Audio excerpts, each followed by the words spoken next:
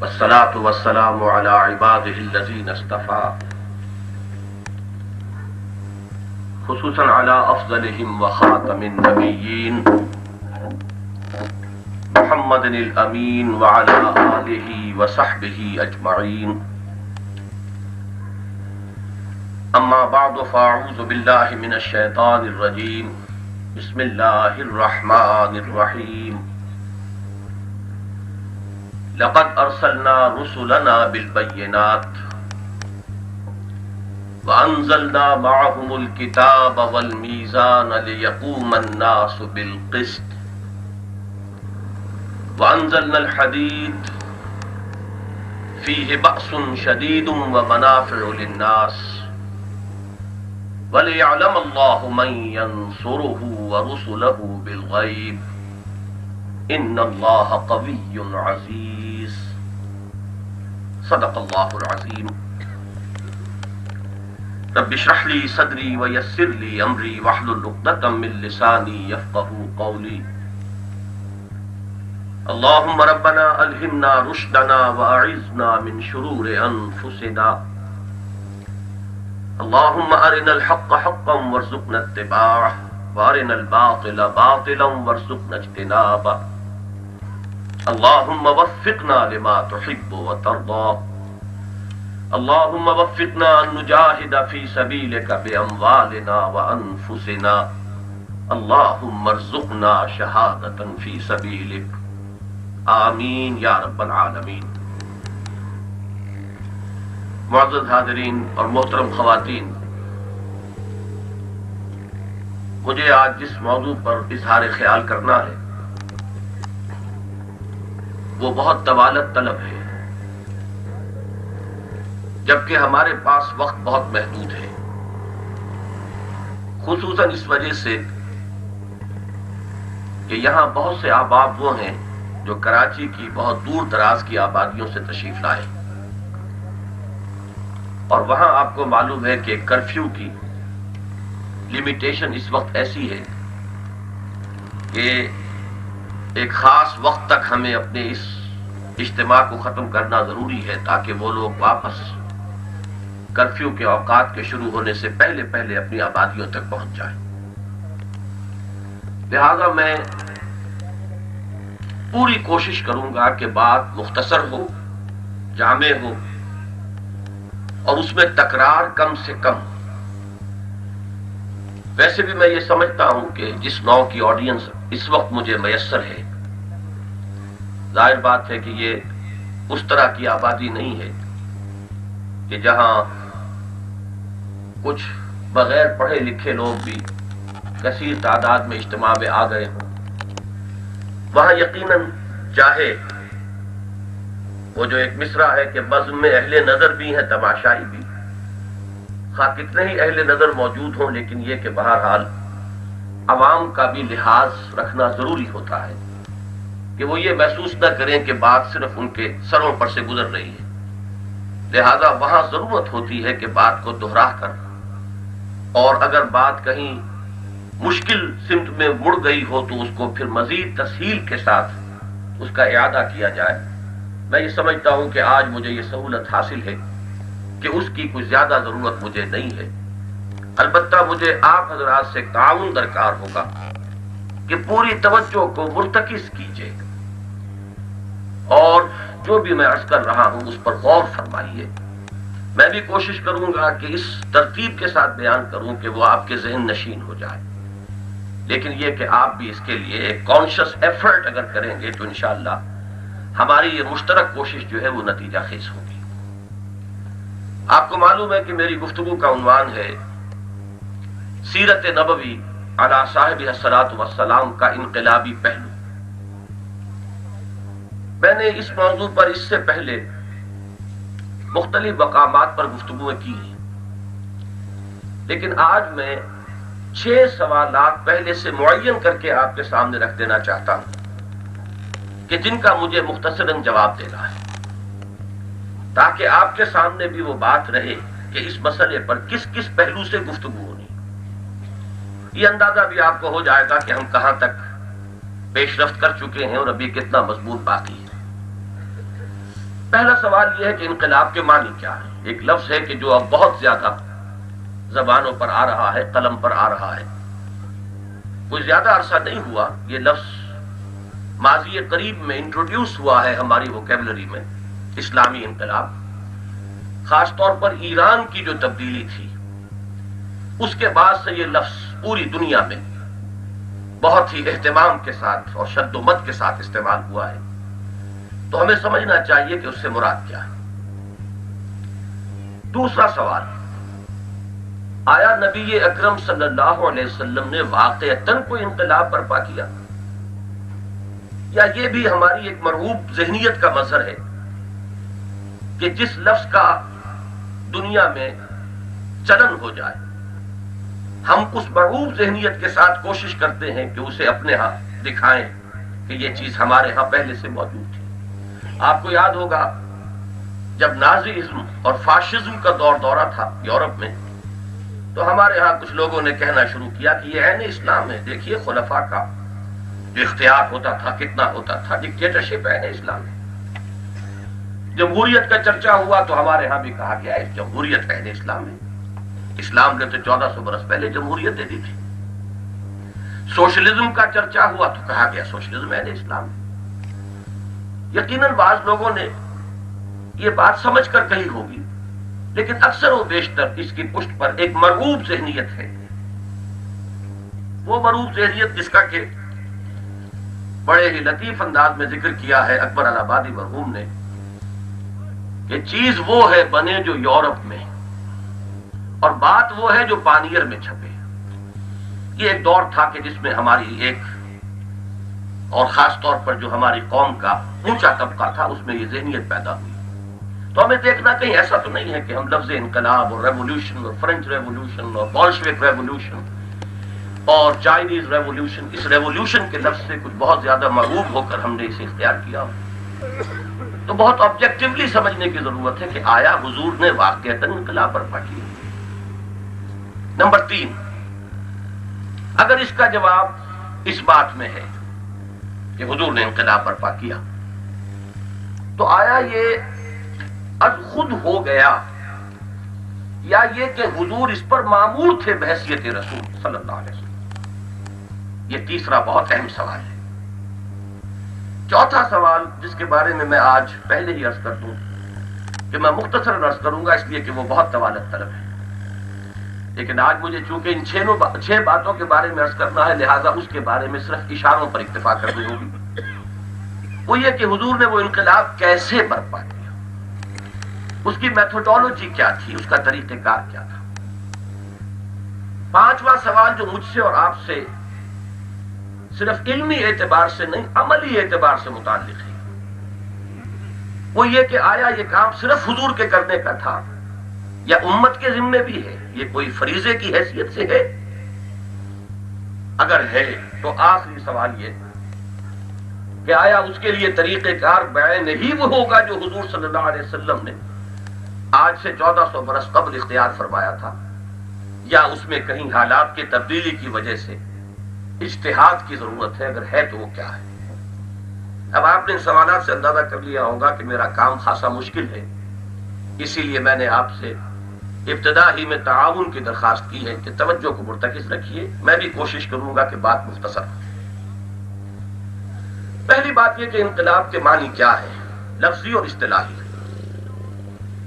لفظاً انقلاب کے معنی ہے بدل جانا، قلب ماہیت، کسی شے کی اصل ایسنس کے اندر تبدیلی ہو جائے، جسے آپ کہتے ہیں ایسنشل چینج، بنیادی تبدیلی، اسے قلب ماہیت کہتے ہیں۔ اور باب انفعال میں لفظ بنا انقلاب، خود بدل جانا، یہ اس کے لفظی معنی ہے۔ اب اس لفظی معنی کے اعتبار سے دنیا کی ہر تبدیلی کے ساتھ یہ لگ جاتا ہے، ذہنی انقلاب، فکری انقلاب، اخلاقی انقلاب، صنعتی انقلاب، معاشرتی انقلاب، جو بھی چیز ہو اس کے ساتھ اس کو جوڑ دیے وہ انقلاب بن جائے گا۔ لیکن یہ تو ہے اس کا لفظی استعمال۔ اصطلاحاً انقلاب کے معنی کیا ہے؟ اصطلاحاً انقلاب کا اطلاق ہوتا ہے انسان کی جو اجتماعی زندگی ہے جس کے 3 گوشے ہیں: معاشرتی زندگی، معاشی زندگی اور پھر سیاسی زندگی۔ انفرادی زندگی میں اس کے عقائد، نظریات، اس کے عبادات کے طور طریقے، اس کے سوشل کسٹمز، یہ ہے جسے آپ عام طور پر کہتے ہیں کہ یہ پرسنل لا سے متعلق چیزیں ہیں۔ اور آج بھی دنیا میں تصور یہ ہے کہ ان چیزوں میں ہر شخص کو آزادی ہونی چاہیے، ہر شخص فری ہو کہ جو چاہے بلیو کرے، ایک خدا کو مانے، 1000 کو مانے۔ He must be free to believe anything he likes۔ پھر وہ جس کو پوجنا چاہتا ہے جیسا چاہے پوجے، مندر میں جائے، مسجد میں جائے، چرچ میں جائے، جہاں چاہے جائے۔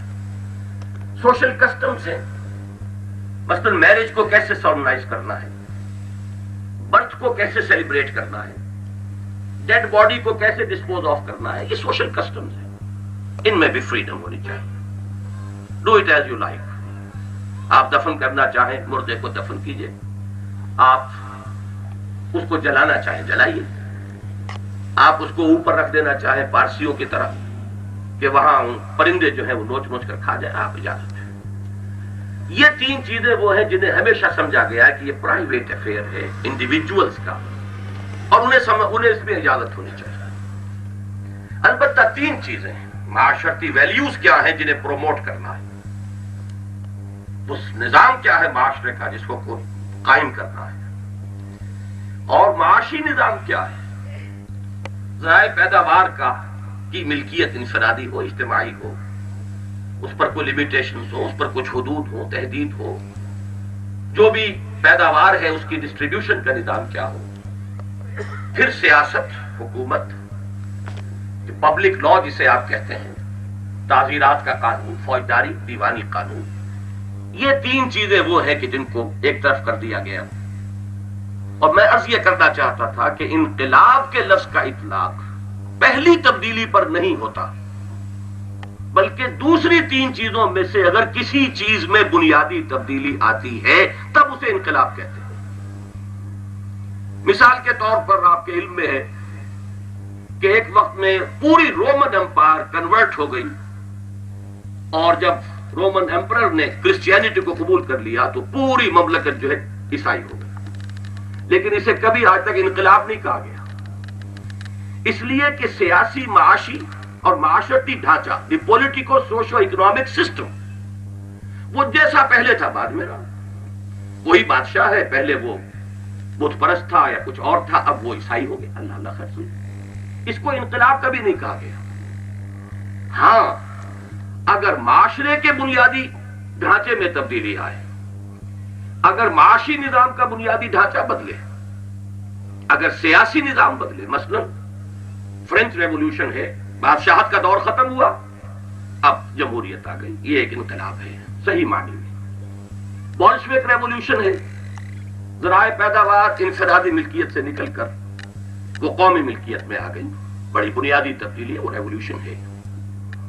تو میں نے جو عرض کیا اس کو اسی پر میں اب ختم کرنا چاہتا ہوں پہلے سوال کا جواب، کہ اگرچہ لفظاً انقلاب کا اطلاق ہر نوع کی تبدیلی پر ہو جاتا ہے، لیکن اصطلاحاً انقلاب سے مراد ہے انسان کے پولیٹیکو سوشو اکنامک سسٹم میں کہیں کسی بنیادی تبدیلی اگر آئی ہو تو اسے انقلاب کہا جائے گا، ورنہ نہیں۔ اب آئیے دوسرے سوال کی طرف۔ کیا نبی اکرم صلی اللہ علیہ وسلم نے واقعتاً کوئی انقلاب برپا کیا؟ اس میں جو میری سبمیشن ہے سب سے پہلے وہ سن لیجئے۔ میرے نزدیک تاریخ انسانی کا عظیم ترین، جامع ترین، گمبھیر ترین انقلاب وہ ہے جو محمد رسول اللہ نے برپا کیا صلی اللہ علیہ وسلم۔ اس کی وجہ کیا ہے؟ یہاں صرف 3 چیزیں نہیں بدلی، پہلی 3 چیزیں بھی بدل گئی، ٹوٹل ریولوشن۔ عقائد بدل گئے، اخلاق بدل گئے، دن اور رات کے طور اطوار بدل گئے، نشست و برخاست کے طریقے بدل گئے، پھر معاشرہ بدل گیا، معیشت کا ڈھانچہ بدل گیا، سیاست کا نظام بدل گیا۔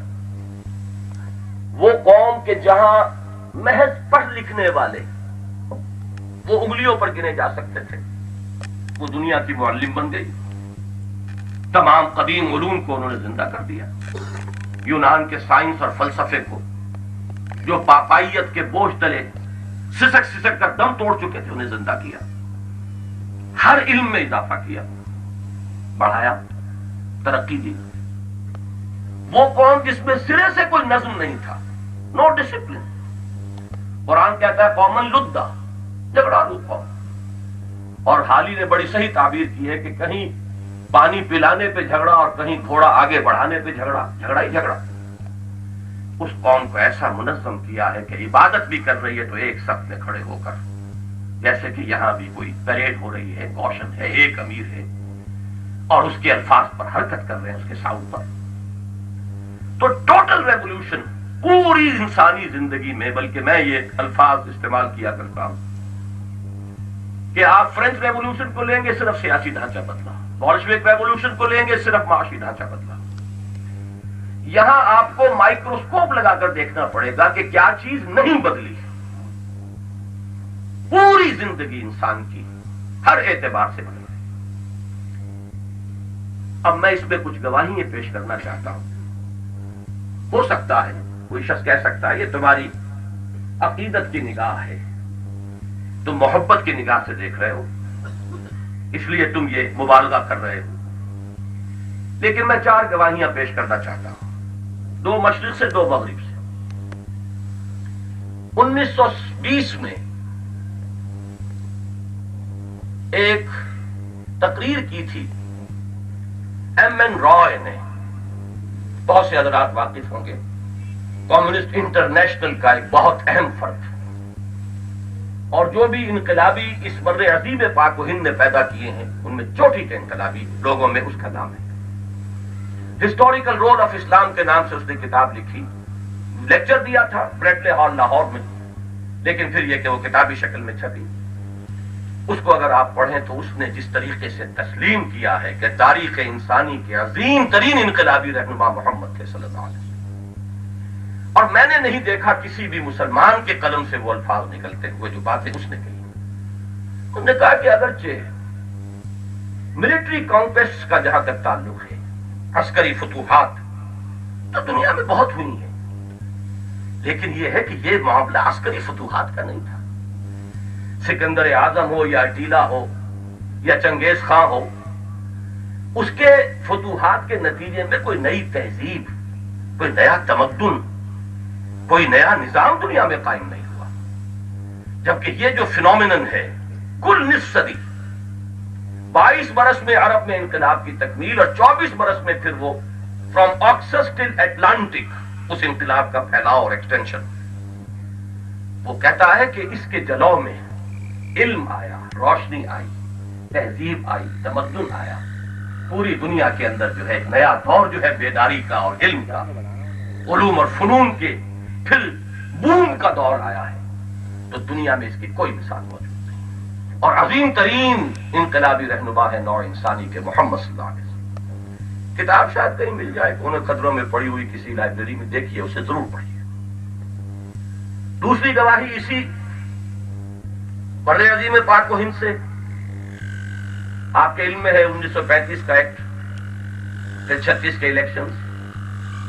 ہندوستان میں پہلی مرتبہ فرسٹ انسٹالمنٹ انگریز نے دی تھی یہاں کے رہنے والوں کو. کچھ تھوڑا سا سیلف رول، کچھ تھوڑا سا اس نے شریک کیا تھا اقتدار میں، حکومت میں. مسلم لیگ نے چونکہ بائیکاٹ کیا تھا 36 کے الیکشنز کا، لہذا پورے ہندوستان میں کانگریس کی منسٹریز بنی. 1937 میں گاندھی جی نے ایک مقالہ لکھا، ہریجن ان کا جو پرچہ تھا، جس میں انہوں نے کہا اپنے ان وزراء کو میسج دیا، میرا پیغام یہ ہے کہ آپ اپنے سامنے حضرت ابو بکر اور حضرت عمر کو مثال کے طور پر رکھیں. کیوں کہا یہ؟ میں نے غور کیا کہ آیا یہ دھوکہ تھا، فریب تھا. میرے سامنے یہ بات بھی آئی کہ ہندوستان کا ماضی بھی بالکل تاریخ تو نہیں رہا. وکرماجیت جیسا شہنشاہ یہاں رہا ہے، اشوک جیسا درویش یہاں رہا ہے. اگر ہمارے ہاں درویش اورنگزیب جیسے اور ناصر الدین محمود جیسے ہوئے ہیں، اشوک بھی رہا. اس کا نام کیوں نہیں پیش کیا؟ اس کی وجہ سامنے آئی کہ اصل میں ملوکیت کا دور اب ختم ہو چکا، یہ بادشاہ تھے۔ اب جو دور شروع ہو چکا ہے تاریخ انسانیت کا، اس میں بادشاہت اب، اگر آپ کو معلوم ہے برطانیہ کے جزیرے اور جاپان کے جزیرے میں تو وہ ایک طرح کا عجائب گھر ہے، وہ بادشاہ جس کو آپ کہیں، وہ نیشنل آرکیوز کی حیثیت سے وہ انہیں پریزرو کر رہے ہیں۔ اگر کہیں کو رہ گیا ہے تو وہ سعودی عرب وغیرہ ایمارات میں آپ دیکھیں گے، ورنہ دنیا سے جا چکا، گیا دور سرمایہ داری گیا، وہ سرمایہ داری کا دور نہیں گیا تو کم سے کم بادشاہت کا دور تو گیا۔ اب اگر کوئی مثال بن سکتے ہیں تو وہ کہ جو عمر اور ابو بکر کی طرح جو عوام میں سے ہو، جو اپنی کسی عسکری قوت کی بنا پر حکومت میں نہ آئے بلکہ لوگوں کے مشورے سے آئے اور پھر وہ نشان بن جائیں عملی طور پر محمد رسول اللہ صلی اللہ علیہ وسلم کے اس قول مبارک کا کہ سید القوم خادمہم۔ الفاظ تین ہیں، کہنے میں بڑے آسان ہیں، لیکن اس تین الفاظ کے اوپر پورا اترنا جو ہے یہ بڑا جان جوخم کا کام ہے۔ ابو بکر اور عمر نے وہ کام کر کے دکھایا۔ اب آئیے دو مثالیں میں ویسٹ سے دیتا ہوں۔ ایچ جی ویلز کا نام میں نہیں سمجھتا کہ یہاں کیونکہ معدود چند حضرات جو واقف نہ ہو، اکثر لوگ واقف ہیں۔ سائنٹیفک فکشن میں اس کا ایک خاص مقام ہے، لیکن تاریخ پر اس نے دو کتابیں لکھی ہیں، short history of the world اور ایک concise history of the world. اس concise history of the world میں جب وہ حضور کے چیپٹر پر آیا ہے، پوری تاریخ لکھ رہا ہے نو انسانی کی، کیسے اگنور کرے گا؟ تو وہاں آ کر پہلی بات میں یہ عرض کر دوں کہ اس نے حضور کی سیرت پر بڑے رقیق حملے کیے ہیں۔ یہ تعدد ازدواج جو ہے، پولی گیمی، یہ ایسی کڑوی گولی ہے جو ان کے حلق سے نہیں اتر سکتی، اور مجھے ان سے ہمدردی ہے اس معنی میں کہ ان کے آئیڈیلز وہ ہیں حضرت مسیح اور حضرت یحییٰ، جان دی بیپٹسٹ، جیسس آف نزارت علیہم السلام۔ انہوں نے ایک ایک شادی بھی نہیں کی تو ایک سے زائد شادی ان کے حلق سے کیسے اترے؟ بہرحال اس پہلو سے تو اس نے بڑے رقیق حملے کیے، اس کا ذکر میں صرف اس اعتبار سے کر رہا ہوں کہ یہ اسٹیبلش ہو جائے کہ وہ دشمن ہے، عقیدت مند نہیں ہے حضور کا۔ لیکن جب آیا ہے خطبہ حجۃ الوداع پر تو اس کا وہ پیسج وہ نقل کرتا ہے، لا فضل لعربی علی عجمی ولا لعجمی علی عربی ولا لأحمر على اسود ولا لأسود على احمر الا بالتقوى كلكم بنو آدم وآدم من تراب۔ میں نہیں سمجھتا کہ مجھے اس کے ترجمے کی ضرورت ہو۔ اس کے بعد جو الفاظ اس نے لکھے ہیں وہ ہیں اصل میں کہ جس کے لیے میں نے یہ وقت لیا آپ کا۔ وہ لکھتا ہے کہ جہاں تک سرمنز کا تعلق ہے، واس کا تعلق ہے، human freedom, fraternity and equality, یہ تین الفاظ نوٹ کیجئے اچھی طرح۔ انسانی حریت، اخوت اور مساوات کے واس تو دنیا میں پہلے بھی بہت کہے گئے، اور وہ عیسائی ہونے کے باوجود نام خاص طور پر دیتا ہے۔ جیسس آف نزارت کے ہاں بھی، مسیح ناصری حضرت مسیح علیہ الصلوۃ والسلام، ان کے ہاں بھی سرمنز تو بہت ہیں، لیکن یہ ماننا پڑتا ہے کہ تاریخ انسانی میں پہلی مرتبہ ان اصولوں پر ایک معاشرہ قائم کیا محمد نے صلی اللہ علیہ وسلم۔ میرے نزدیک یہ ہائیسٹ ٹریبیوٹ ہے، اور ہے بھی ایک دشمن کی طرف سے۔ الفضل ما شہدت به الاعداء، اصل فضیلت ہوتی وہ ہے جس کا کہ اقرار دشمن کرے۔ یہ تین الفاظ میں نے اس لیے خاص طور پر نوٹ کرائے، یادش بخیر، کہ یہی تین الفاظ قائد اعظم نے استعمال کیے تھے کہ ہم پاکستان کیوں چاہتے ہیں۔ ہم پاکستان اس لیے حاصل کرنا چاہتے ہیں کہ عہد حاضر میں اسلام کے اصول حریت و اخوت و مساوات کا ایک نمونہ دنیا کے سامنے پیش ہے۔ وہی تین الفاظ جو ایجیول نے استعمال کیا، human freedom, fraternity and equality. اسلام کے اصول حریت و اخوت و مساوات کا ایک نمونہ دنیا کے سامنے پیش کرنا چاہتے ہیں، ایک لائٹ ہاؤس جو پوری نوع انسانی کے اندر روشنی دے اور پھیلائے۔ یہ مقصد ہے پاکستان کے اصول کا۔ بہرحال اس وقت صرف یادش بخیر کے درجے میں کہہ رہا ہوں، حسرت تو سامنے آئے گی کہ ہم نے کن مقاصد کے لیے ملک حاصل کیا تھا، اور آج 42ویں سال میں، یہ میں اس لیے 42واں کہہ رہا ہوں کہ قمری حساب سے تو 41 ہو چکے رمضان مبارک میں، اب یہ 42واں بھی نصف گزر چکا تو بتائیے 42ویں سال میں بھی ہم کتنے اس اصل منزل سے دور ہیں، بلکہ کتنے اور اس سے دور تر ہو گئے ہیں، تو وہ علیحدہ بات ہے۔ لیکن اس وقت صرف یہ عرض کرنا چاہتا ہوں کہ یہ ذہن میں رکھیے کہ یہ ہے ایچ جی ویلز کا سب سے بڑا ٹریبیوٹ، کہ ان اصولوں پر بالفعل ایک معاشرہ قائم کیا محمد نے صلی اللہ علیہ وسلم۔ ایک یہاں میں آپ سے عرض کر دوں، ایسا نہ ہو کہ کہیں آپ جائیں لائبریریز میں اور شوق میں جا کر کتاب دیکھیں اور آپ کو پیسے نہ ملے۔ اس کا جو نیا ایڈیشن ہے ایچ جی ویلز تو مر گیا، کب گیا، اب کچھ اور ایڈیٹرز ہیں جنہوں نے نیا ایڈیشن جو اس وقت موجود ہے مارکیٹ میں، وہ کچھ اور ایڈیٹرز ہیں جن کو ری ایڈٹ کر کے جنہوں نے یہ کتاب اب شائع کی ہے، اس میں وہ پیسج نہیں ہے۔ لیکن چند سال پہلے میں نے کراچی یونیورسٹی کی لائبریری سے حاصل کی تھی وہ کتاب، اور اس میں وہ پیسج موجود تھا، اور اب بھی جن حضرات کو درکار ہو وہ وہاں سے اس ایڈیشن کو دیکھے اور یہ پیسج اس کے اندر موجود ہے۔ آخری گواہی میں پیش کرنا چاہتا ہوں، آپ میں سے اکثر حضرات کے علم میں ہوگی، صرف حوالہ دینا کافی ہے۔ ڈاکٹر مائیکل ہارٹ کی دی 100 10 سال پہلے کتاب چھپی، اور میں یہ سمجھتا ہوں کہ یہ ویسٹ سے سب سے بڑا ٹریبیوٹ ہے جو حضور صلی اللہ علیہ وسلم کو پے کیا گیا، کہ تاریخ پر اور عظیم شخصیات مشاہیر عالم ان کے اوپر کتابیں پہلے بھی لکھی گئی، لیکن یہ کہ یہ کتاب اس اعتبار سے یونیک ہے کہ اس نے پہلے تو سلیکشن کیا 100 شخصیات کا، دی موسٹ انفلوئنشل پرسنالٹیز، جنہوں نے تاریخ کے دھارے پر اثر ڈالا ہے، اس کے رخ کو موڑا ہے۔ پھر ان 100 میں گریڈیشن کی، a selection and gradation of the 100 most influential personalities in the history. Gradation میں ان میں عظیم ترین کون ہے، تاریخ کے اعتبار سے نہیں چلا وہ کہ پہلے وہ 1000 سال BC کے آدمی کو لاتا اور پھر 900 اور پھر چلتا، نہیں، اس نے یہ کہا عظیم ترین کون، اور نمبر 1 پر لا رہا ہے محمد رسول اللہ صلی اللہ علیہ وسلم کو۔ اور میں اس لیے ذرا تھوڑا سا مزید عرض کر دوں کہ میں نے جو تقسیم شروع میں کی تھی بالکل وہی تقسیم اس نے کی ہے۔ حضور کو نمبر 1 پر لا کر کہتا ہے کہ naturally I O an explanation. عیسائی ہے، امریکہ میں کتاب چھپ رہی ہے، حضرت مسیح کو نمبر 3 پر لے گیا ہے، حضور کو نمبر 1 پر لے آیا ہے، تو بہرحال اسے توجیہ تو کرنی ہے۔ اس نے کہا میں نے یہ اس لیے کیا، this is because he is the only person. یہ دی اونلی کو اچھی طرح اپنے ذہن میں انڈر لائن کر لیں، دی only person supremely successful in both the religious and the secular fields. دیکھیے یہ وہ تقسیم تھی جو میں نے کی تھی، کہ اس وقت جو دنیا کا عام ذہن ہے وہ یہ ہے کہ انسانی زندگی 2 حصوں میں منقسم ہے، مذہب کا تعلق پہلے حصے سے ہے، دوسرے حصے سے نہیں ہے۔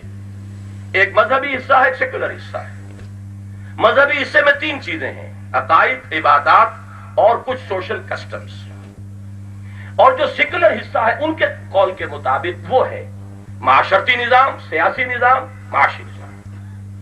وہ یہ کہتا ہے کہ ان دونوں میں انتہائی کامیاب صرف ایک ہی انسانی شخصیت ہے پوری تاریخ کے اندر۔ معنی کیا ہے کہ بقیہ جتنی عظیم شخصیتیں ہیں وہ یا اس میدان میں بلندی پر ہیں تو دوسری طرف 0 ہے، یا اس میدان میں بہت بلندی پر ہیں تو ادھر 0 ہے۔ مثلا حضرت مسیح اور گوتم بدھ مذہب و اخلاق کے میدان میں کہاں، لیکن سلطنت اور حکومت کے میدان میں 0۔ واقعہ تو یہی ہے نا۔ ادھر سکندر اعظم 3 سال میں کہاں سے کہاں پہنچا ہے، اٹیلا ایک مغرب سے چل کر مشرق میں آیا، کہاں میکڈونیا اور کہاں دریائے بیاس، ایک مشرق سے چل کر مغرب میں پہنچا، کہاں منگولیا اور کہاں ڈینیوب کی وادی۔ لیکن یہ ہے کہ اخلاق اور مذہب کے میدان میں 0 سے بھی کام نہیں چلتا، کوئی مائنس ویلیو معین کرنی پڑے گی۔ ایک شخصیت ہے وہ کہتا ہے کہ جو دونوں میدانوں میں سپریملی سکسیسفل ہے، کیا کروں میں، اس کے سوا کوئی چارہ نہیں ہے کہ نمبر 1 پر انہیں لاؤں۔ اسی کو علامہ اقبال نے کہا ہے، بڑا پیارا شعر ہے ان کا، مصطفیٰ اندر حرا خلوت گزید، قوم و آئین و حکومت آفید۔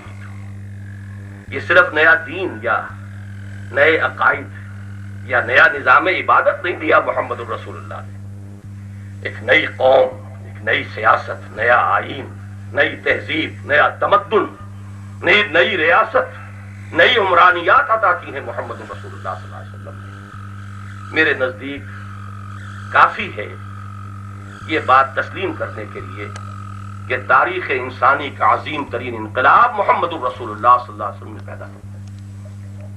میں اصل میں وقت کی کمی کی شدت کی وجہ سے صرف دو باتیں اس وقت کہوں گا۔ ویسے یہاں انشاءاللہ ہمارا تنظیم اسلامی کا ایک چھوٹا سا ٹریکٹ آپ کو تقسیم ہو جائے گا، مفت ہوگا، لیکن اس کی قیمت یہ ہے کہ پڑھیں اسے ضرور، یہ اس کا ہدیہ ہے، ورنہ خیانت ہو جائے گی۔ اس میں ہم نے 3 صفحوں میں اسلام کا انقلابی منشور، اسلام کا ہے، وہ تنظیم اسلامی کا یا انجمن کا منشور نہیں ہے، اس لیے کہ ہمیں اس راستے پر جانا ہی نہیں، الیکشن کے راستے کو ہم نے اپنے لیے آؤٹ آف باؤنڈز رکھا ہوا ہے، لیکن اسلام کا انقلابی منشور کیا ہے؟ وہاں 6 نکات میں نے بیان کیے ہیں کہ محمد الرسول اللہ صلی اللہ علیہ وسلم نے اس پولیٹیکو سوشو اکنامک سسٹم میں جو تبدیلیاں تھی وہ کیا ہے، تو ہر اعتبار سے 6 نکات اس میں یہاں صرف 2 میں بات کروں گا۔ دیکھیے معاشرتی سطح پر انقلاب محمدی صلی اللہ علیہ وسلم کے 2 اہم ترین مظہر کیا ہیں؟ نمبر 1 کامل انسانی مساوات، معاشرتی سطح پر مساوات، پیدائشی طور پر نہ کوئی اونچا ہے نہ نیچا ہے، خون کی بنیاد پر، نسل کی بنیاد پر، زبان کی بنیاد پر، رنگ کی بنیاد پر، جنس کی بنیاد پر اور پیشے کی بنیاد پر کوئی اونچ نیچ نہیں۔ یہ ایک جملہ کہنا آسان ہے، جیسا کہ میں نے عرض کیا، واقعہ یہ ہے کہ یہ کرنا آج بھی کتنا کٹھن ہے۔ ہندوستان میں جا کر دیکھیے، گاندھی کی ساری محنت، کانگریس کی ساری آخری کوشش کے باوجود وہ اچھوت کا اور ہائی کاسٹ لو کاسٹ کا جو فرق ہے وہاں نکل نہیں سکا۔ جائیے ذرا ویسٹ میں، امریکہ جیسے ملک میں چمڑی کی رنگت کا فرق دل سے نہیں نکلتا۔ لاکھ کوشش کر لیجئے، قانون کتنا ہی استعمال ہو جائے، ڈسکریمنیشن کتنا ہی بڑا جرم قرار دے دیں، آپ دل کو نہیں بدل سکتے۔ آپ دل کی جو کیفیت ہے، چمڑی کی رنگت آج تک ایک بار ہے وہاں۔ یہ کام بہت کٹھن ہے، اور اسلام کا سب سے بڑا انقلاب جو سماجی سطح پر اور معاشرتی سطح پر لاتا ہے وہ یہ ہے، کوئی اونچا نہیں بائی برتھ۔ میں نے جو الفاظ استعمال کیے نوٹ کیجئے، نہ نسل کی بنیاد پر، نہ رنگ کی بنیاد پر، نہ وطن کی بنیاد پر، نہ زبان کی بنیاد پر، نہ پیشے کی بنیاد پر، نہ جنس کی بنیاد پر۔ قرآن یہ نہیں کہتا کہ مرد افضل ہے عورت سے، نہیں، عورت اور مرد بعضکم من بعض، تم سب ایک دوسرے میں سے ہو، ایک ہی باپ کے بیٹے بھی ہیں، بیٹیاں بھی ہیں، ایک ہی ماں کے بطن سے، بیٹی کی بھی ولادت ہے، بیٹے کی بھی ہے، اونچے نیچے کیسے ہو جائیں گے؟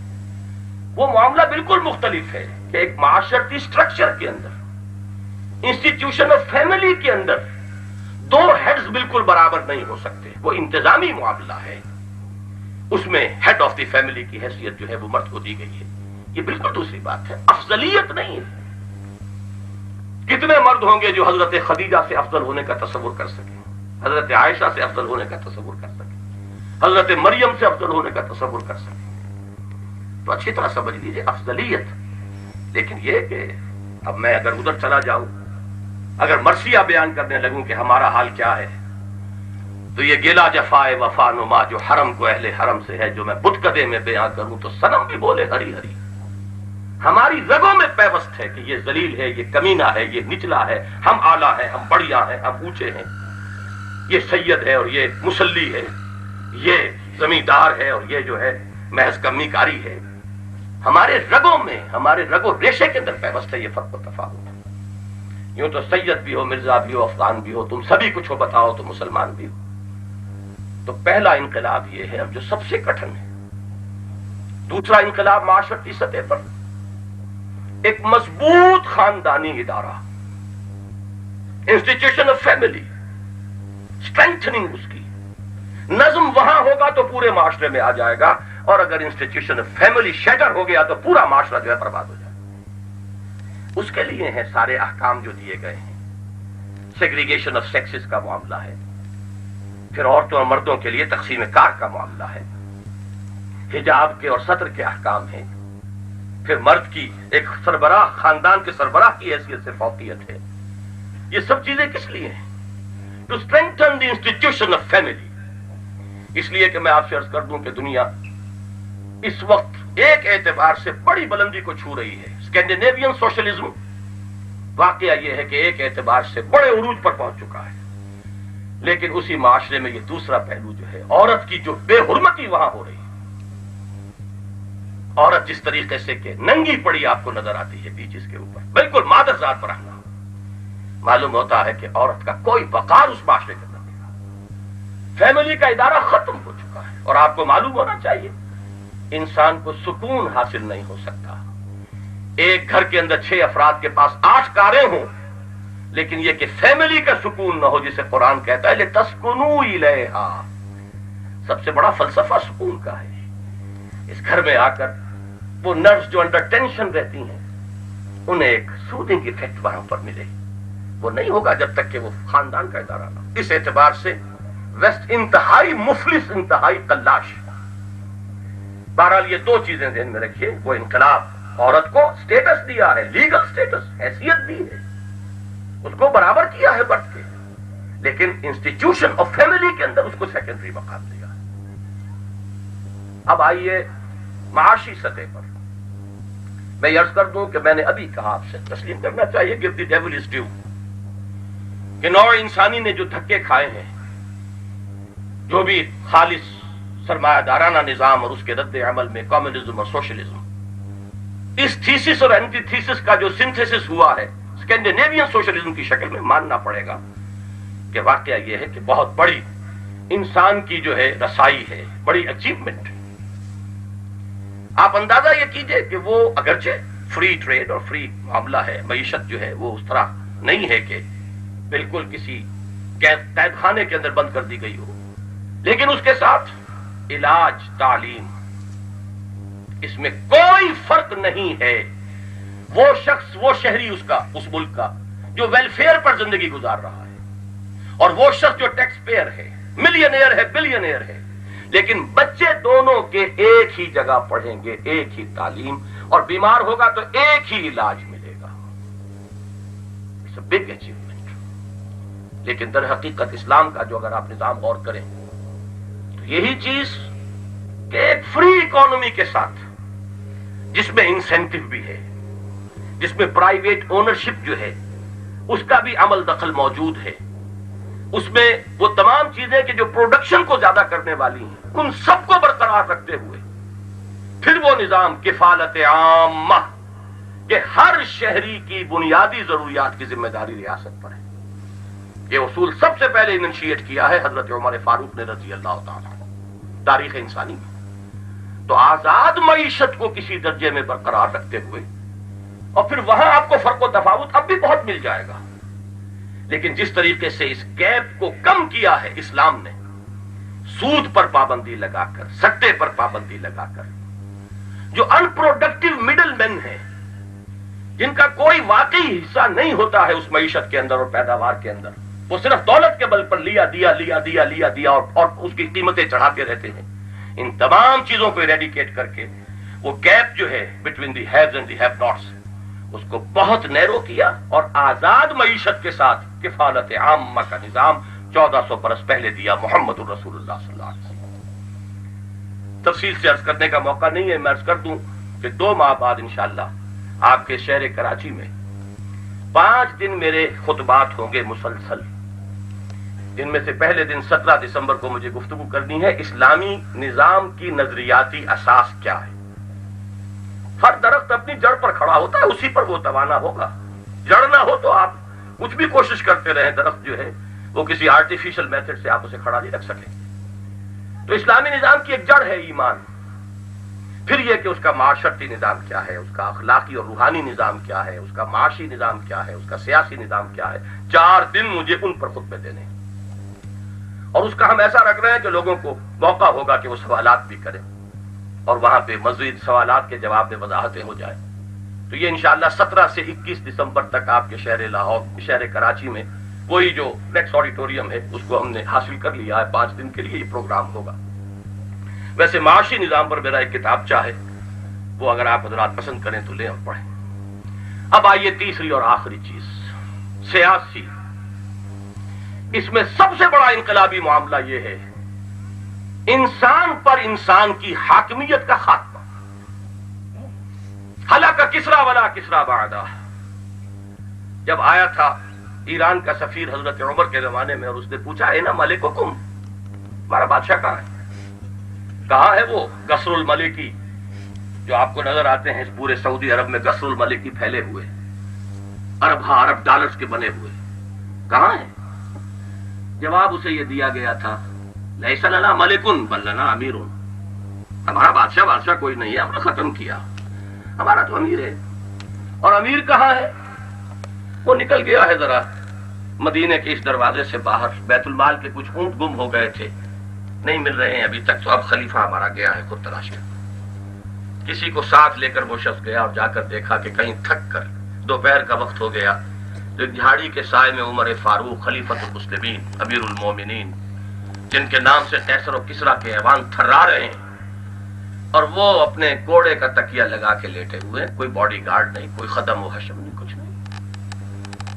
تو سید القوم خادمہم اور ملوکیت کا خواب، انسان پر تمیز بندہ و آقا فساد آدمیت ہے، حاکمیت خداوندی انسان کی خلافت ہے، اور خلافت پاپولر ہے، فرد کی نہیں ہے، یہ پاپولر وائس ریجنسی ہے۔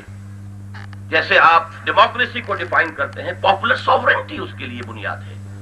سوورنٹی تو انسان کے لیے ہے ہی نہیں، سوورنٹی صرف اللہ کے لیے۔ سروری زیبا فقط اس ذات بے ہمتا کو ہے، حکمراں ہے ایک وہی باقی بتانے حاضری۔ انسان کے لیے سوورنٹی نہیں، وائس ڈیرنسی ہے، لیکن یہ وائس ڈیرنٹ بھی ایک فرد نہیں ہوتا، اس سے پاپولر وائس ڈیرنسی وہ لوگ اپنے میں سے مشورہ کر کے کسی کو بنائیں گے، گویا کہ وہ اپنے اختیارات ویسٹ کرتے ہیں ایک شخص میں اپنی آزاد مرضی سے۔ امرہم شورا بینہم، جہاں اللہ اور اس کے رسول کا حکم آ گیا، ٹوٹل سبمیشن، 51% کیا 100% بھی اس میں کوئی ترمیم نہیں کر سکتے۔ البتہ جہاں اللہ اور اس کے رسول کا واضح حکم نہیں ہے، یہ امرکم ہے۔ امرکم میں اصول کیا ہوگا؟ امرہم شورا بینہم، نو اتھارٹیرین سسٹم، بلکہ آپ اسے ریپبلکن کہیں، اب باہمی مشورے سے معاملے چلاؤ۔ یہ ہے وہ نظام جو محمد الرسول اللہ صلی اللہ علیہ وسلم نے قائم کیا۔ اور میں اب اپنے ان سوالات میں سے تیسرے سوال کی طرف جا رہا ہوں۔ آیا یہ خود بخود ہو گیا، اتفاقاً ہو گیا، اچانک ہو گیا، یا یہ کہ محمد الرسول اللہ صلی اللہ علیہ وسلم اس پر مامور تھے؟ بڑا پرٹیننٹ کوسچن ہے، اور اس کا ہم سے تعلق ہوگا۔ پھر میری سبمیشن یہ ہے کہ محمد الرسول اللہ اس پر مامور تھے صلی اللہ علیہ وسلم۔ دو الفاظ مکی صورتوں کے ذہن میں رکھیے۔ سورہ مدثر بڑی ابتدائی صورت، ایک رائے تو یہ بھی ہے کہ شاید پہلی وحی یہی ہے، لیکن اجماع یہ ہے کہ پہلی وحی تو ہے سورہ علق کی ابتدائی آیات۔ البتہ یہ کہ پھر اس کے بعد جلد ہی یہ آیات نازل ہوئی، یا ایھا المدثر قم فانذر وربک فکبر، اے لحاف میں لپٹ کر لیٹنے والے کھڑے ہو جاؤ، کمر کس لو، اب اپنی جد و جہد کا آغاز کرو۔ اقبال نے بڑا پیارا شعر کہا ہے، لاکھ حکیم سر بجیب ایک کلیم سر بکف، اب وہ سر بجیب ہونے والا مرحلہ اب ختم ہوا، سر بکف ہو جاؤ، غور و فکر سوچ بچار کا دور ختم ہوا، میدان عمل میں آؤ۔ کرو کیا؟ پہلا قدم انذار، فانذر، خبردار کرو انہیں کہ مرنے کے بعد تمہیں اپنے رب کے حضور میں حاضر ہونا ہوگا۔ You will have to face the grand accountability of the day of judgment. There's no escape. کوئی مفر نہیں، این المفر کلا لا وزر الی ربک یومئذ المستقر۔ یہ ہے انذار۔ اور دوسرا حکم کیا ہے؟ وَرَبَّكَ فَكَبِّرْ، اپنے رب کی کبریائی کرو۔ یہ صرف اللہ اکبر کہنے کا حکم نہیں تھا، تکبیر کے معنی صرف اللہ اکبر کہنا نہیں ہے۔ یہی ہماری بدقسمتی ہے کہ ہم نے چیزوں کے تصورات کو بدل دیا۔ تکبیر کے لفظی معنی کسی چیز کو بڑا بنانا، میگنیفائی کرنا، تصغیر کے معنی چھوٹا بنانا، کتاب سے کتاب چاہے اس میں تصغیر ہے۔ تکبیر اس کے برعکس بڑا کرنا، بڑا بنانا۔ اللہ کو بڑا بناؤ، کیا معنی؟ وہ بڑا تو ہے، اس کی بڑائی مانی نہیں جا رہی۔ ظہر الفساد فی البر والبحر، اللہ کی کبریائی کے خلاف بر و بحر میں بغاوت اور فساد ہو چکا ہے. انسان سرکش ہو کر سامنے آ گیا ہے. کہیں انفرادی حیثیت سے فرعون اور نمرود ہے تو کہیں اجتماعی حیثیت سے ایک قوم دوسرے قوم کے اوپر حاکم بن کر بیٹھ گئی. کہیں عوام خود اپنے اوپر حکومت کے دعوے دار بن گئے. یہ بغاوت ہے. اب رب کی کبریائی وہ نظام برپا کرو جس میں اس کی کبریائی اسٹیبلش ہو. لتکون کلمۃ اللہ العلیٰ، تاکہ اللہ ہی کی بات سب سے اونچی ہو. اسی کو سورہ بنی اسرائیل کے آخری لفظ میں کہا وَكَبِّرْهُ تَكْبِيرًا، اس کی تکبیر کرو جیسے کہ اس کی تکبیر کا حق ہے. صرف کہہ دینے سے تو بات پوری نہیں ہوئی. یہ کراچی شہری ہے نا جس میں مقدمہ چلا تھا مولانا ابوالکلام آزاد اور مولانا محمد علی جوہر، مولانا حسین احمد مدنی رحمہم اللہ، خالق دینہ حال ابھی موجود ہے. بغاوت کا مقدمہ کس بات کی بغاوت؟ انہوں نے یہی کہا تھا، برملا کہا تھا کہ ہم باغی ہیں، ہم اللہ کے سوا کسی اور کی حکومت تسلیم کرنے کو تیار. مسلمان تسلیم نہیں کر سکتا، مجبوراً بات اور ہے. دل سے کبھی تسلیم کر لے گا تو اس کا ایمان ختم. ایک مجبوری ہے، بات دوسری. تو ربک فکبر یہ فعل امر ہے، الامر للوجوب. حضور کے لیے یہ لازم تھا کہ وہ نظام برپا کریں کہ جس میں اللہ کی کبریائی اسٹیبلش ہو. دوسرا لفظ اقیم الدین ولا تتفرقوا فی، دین کو قائم کرو.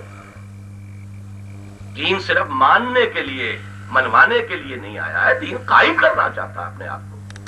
وہ ایک مکمل نظام ہے، نظام عدل و قسط، اور اس کو برپا کرنا یہ ہے محمد الرسول اللہ صلی اللہ علیہ وسلم کا فرض اور آپ کے ماننے والوں کا فرض. شرع لکم من الدین ما وصى به نوحا والذی اوحینا الیک وما وصینا به ابراہیم وموسیٰ وعیسیٰ ان اقیموا الدین ولا تتفرقوا فیہ. پھر مدنی صورتوں میں آئیے 3 دفعہ فرمایا هو الذی ارسل رسولہ بالہدی ودین الحق لیظہرہ علی الدین کلہ. وہی ہے اللہ جس نے بھیجا اپنے رسول کو صلی اللہ علیہ وسلم الہدی اور دین حق دے کر تاکہ غالب کرے اسے کل کے کل دین پر. 2 جگہ فرمایا وَلَوْ كَرِهَ الْمُشْرِكُونَ، چاہے مشرکوں کو یہ کتنا ہی ناگوار ہو. He has to do it. He is duty bound to do it. یہ آپ کا فرض منصبی ہے.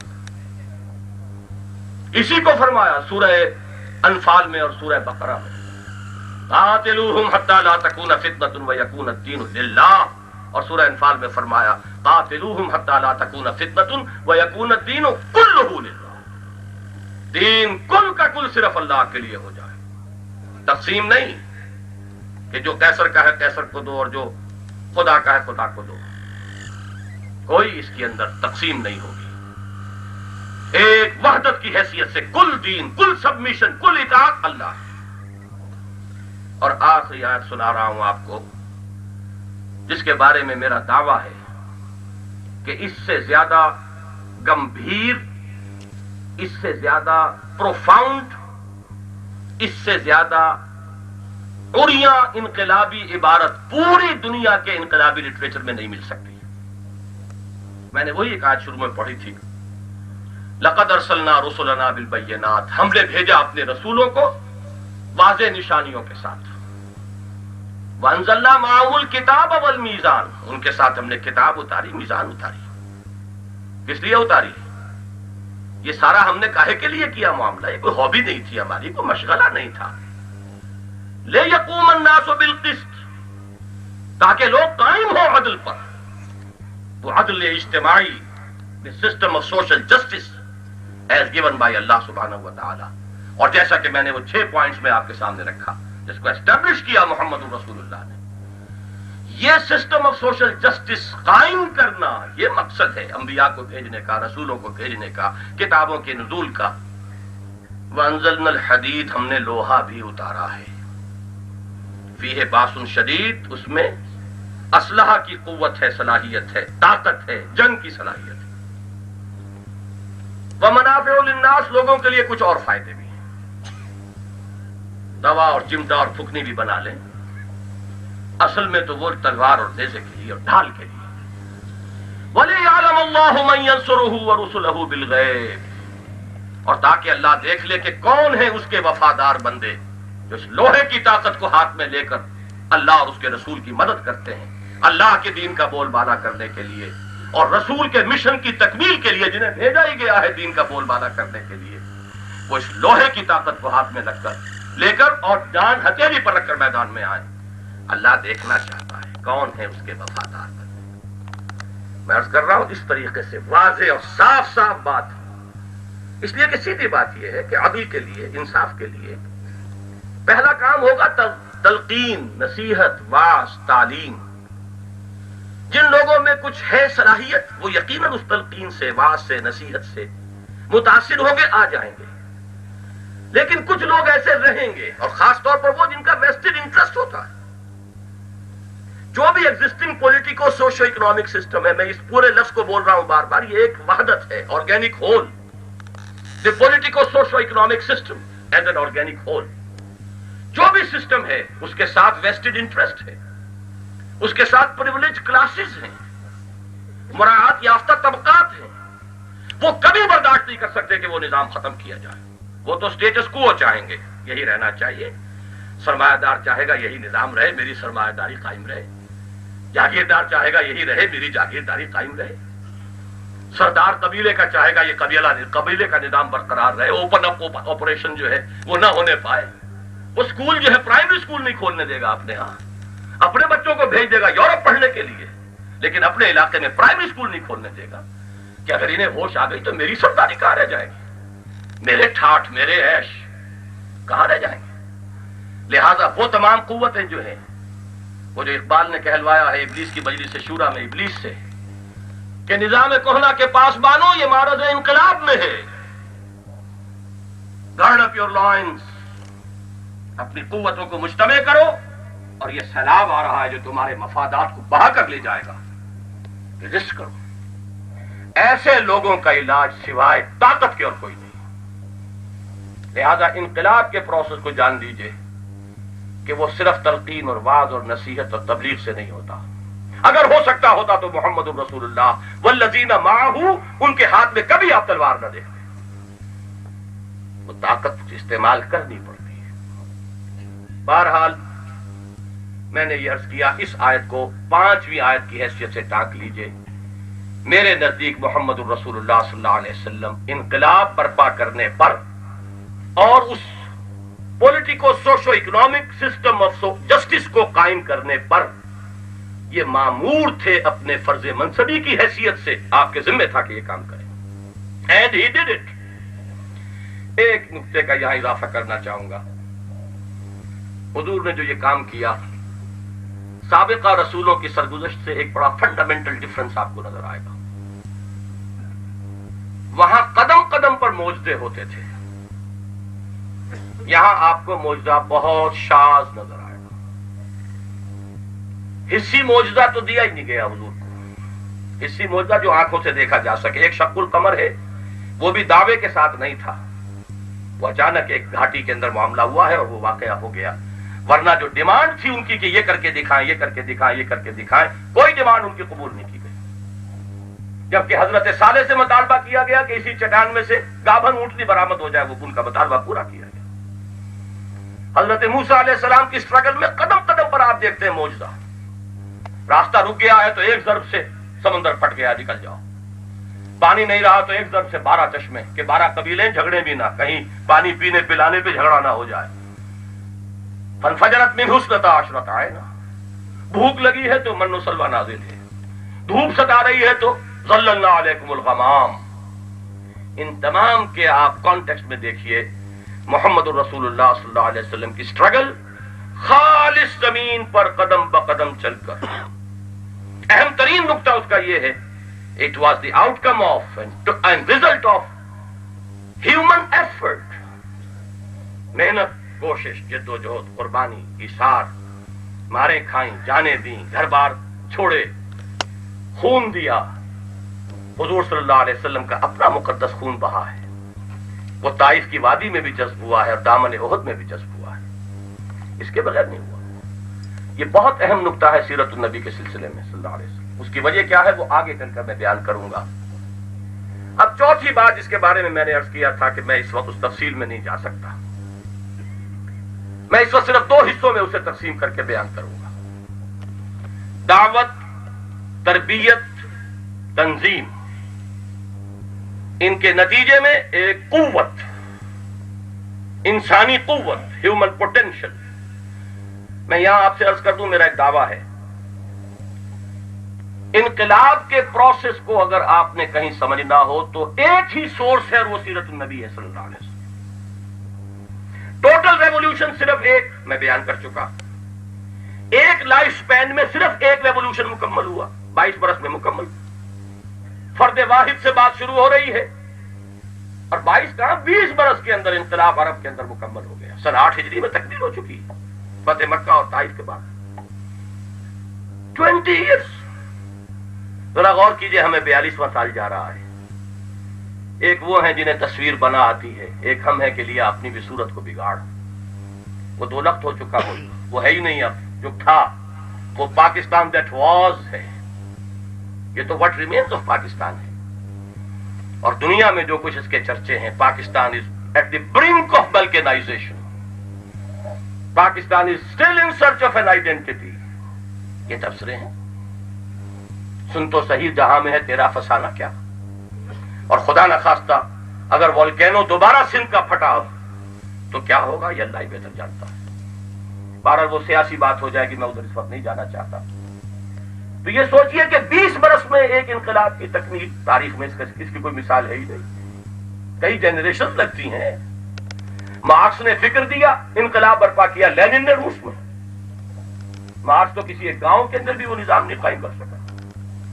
والٹیئر اور روسو نے فکر دیا، انقلاب برپا کیا. اوباش لوگوں نے، اس لیے نہایت بلڈی ریولوشن تھا وہ فرانس کا.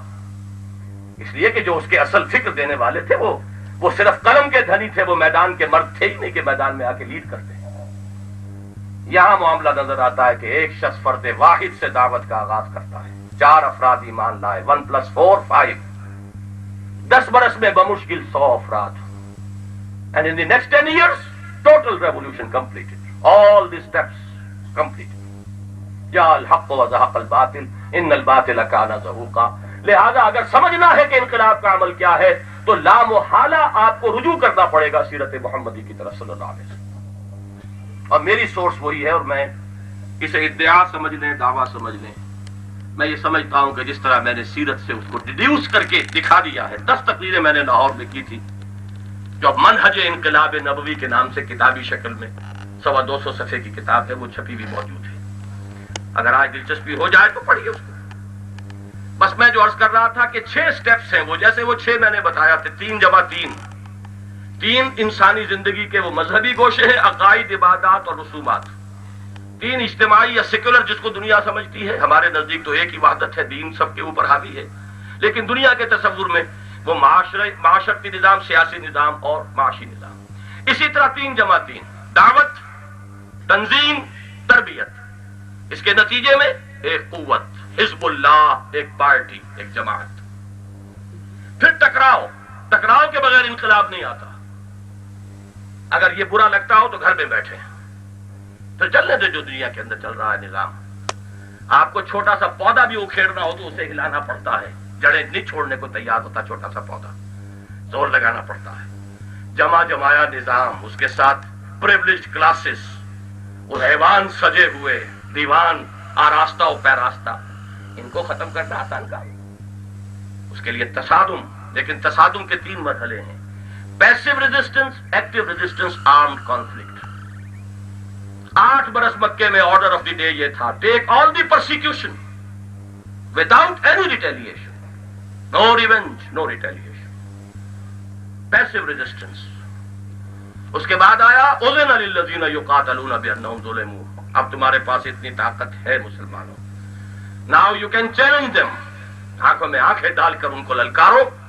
اور اب تمہارے ہاتھ بھی کھول دیے گئے، اینٹ کا جواب پتھر سے دو. نتیجے میں armed conflict. 6 years long period of armed conflict.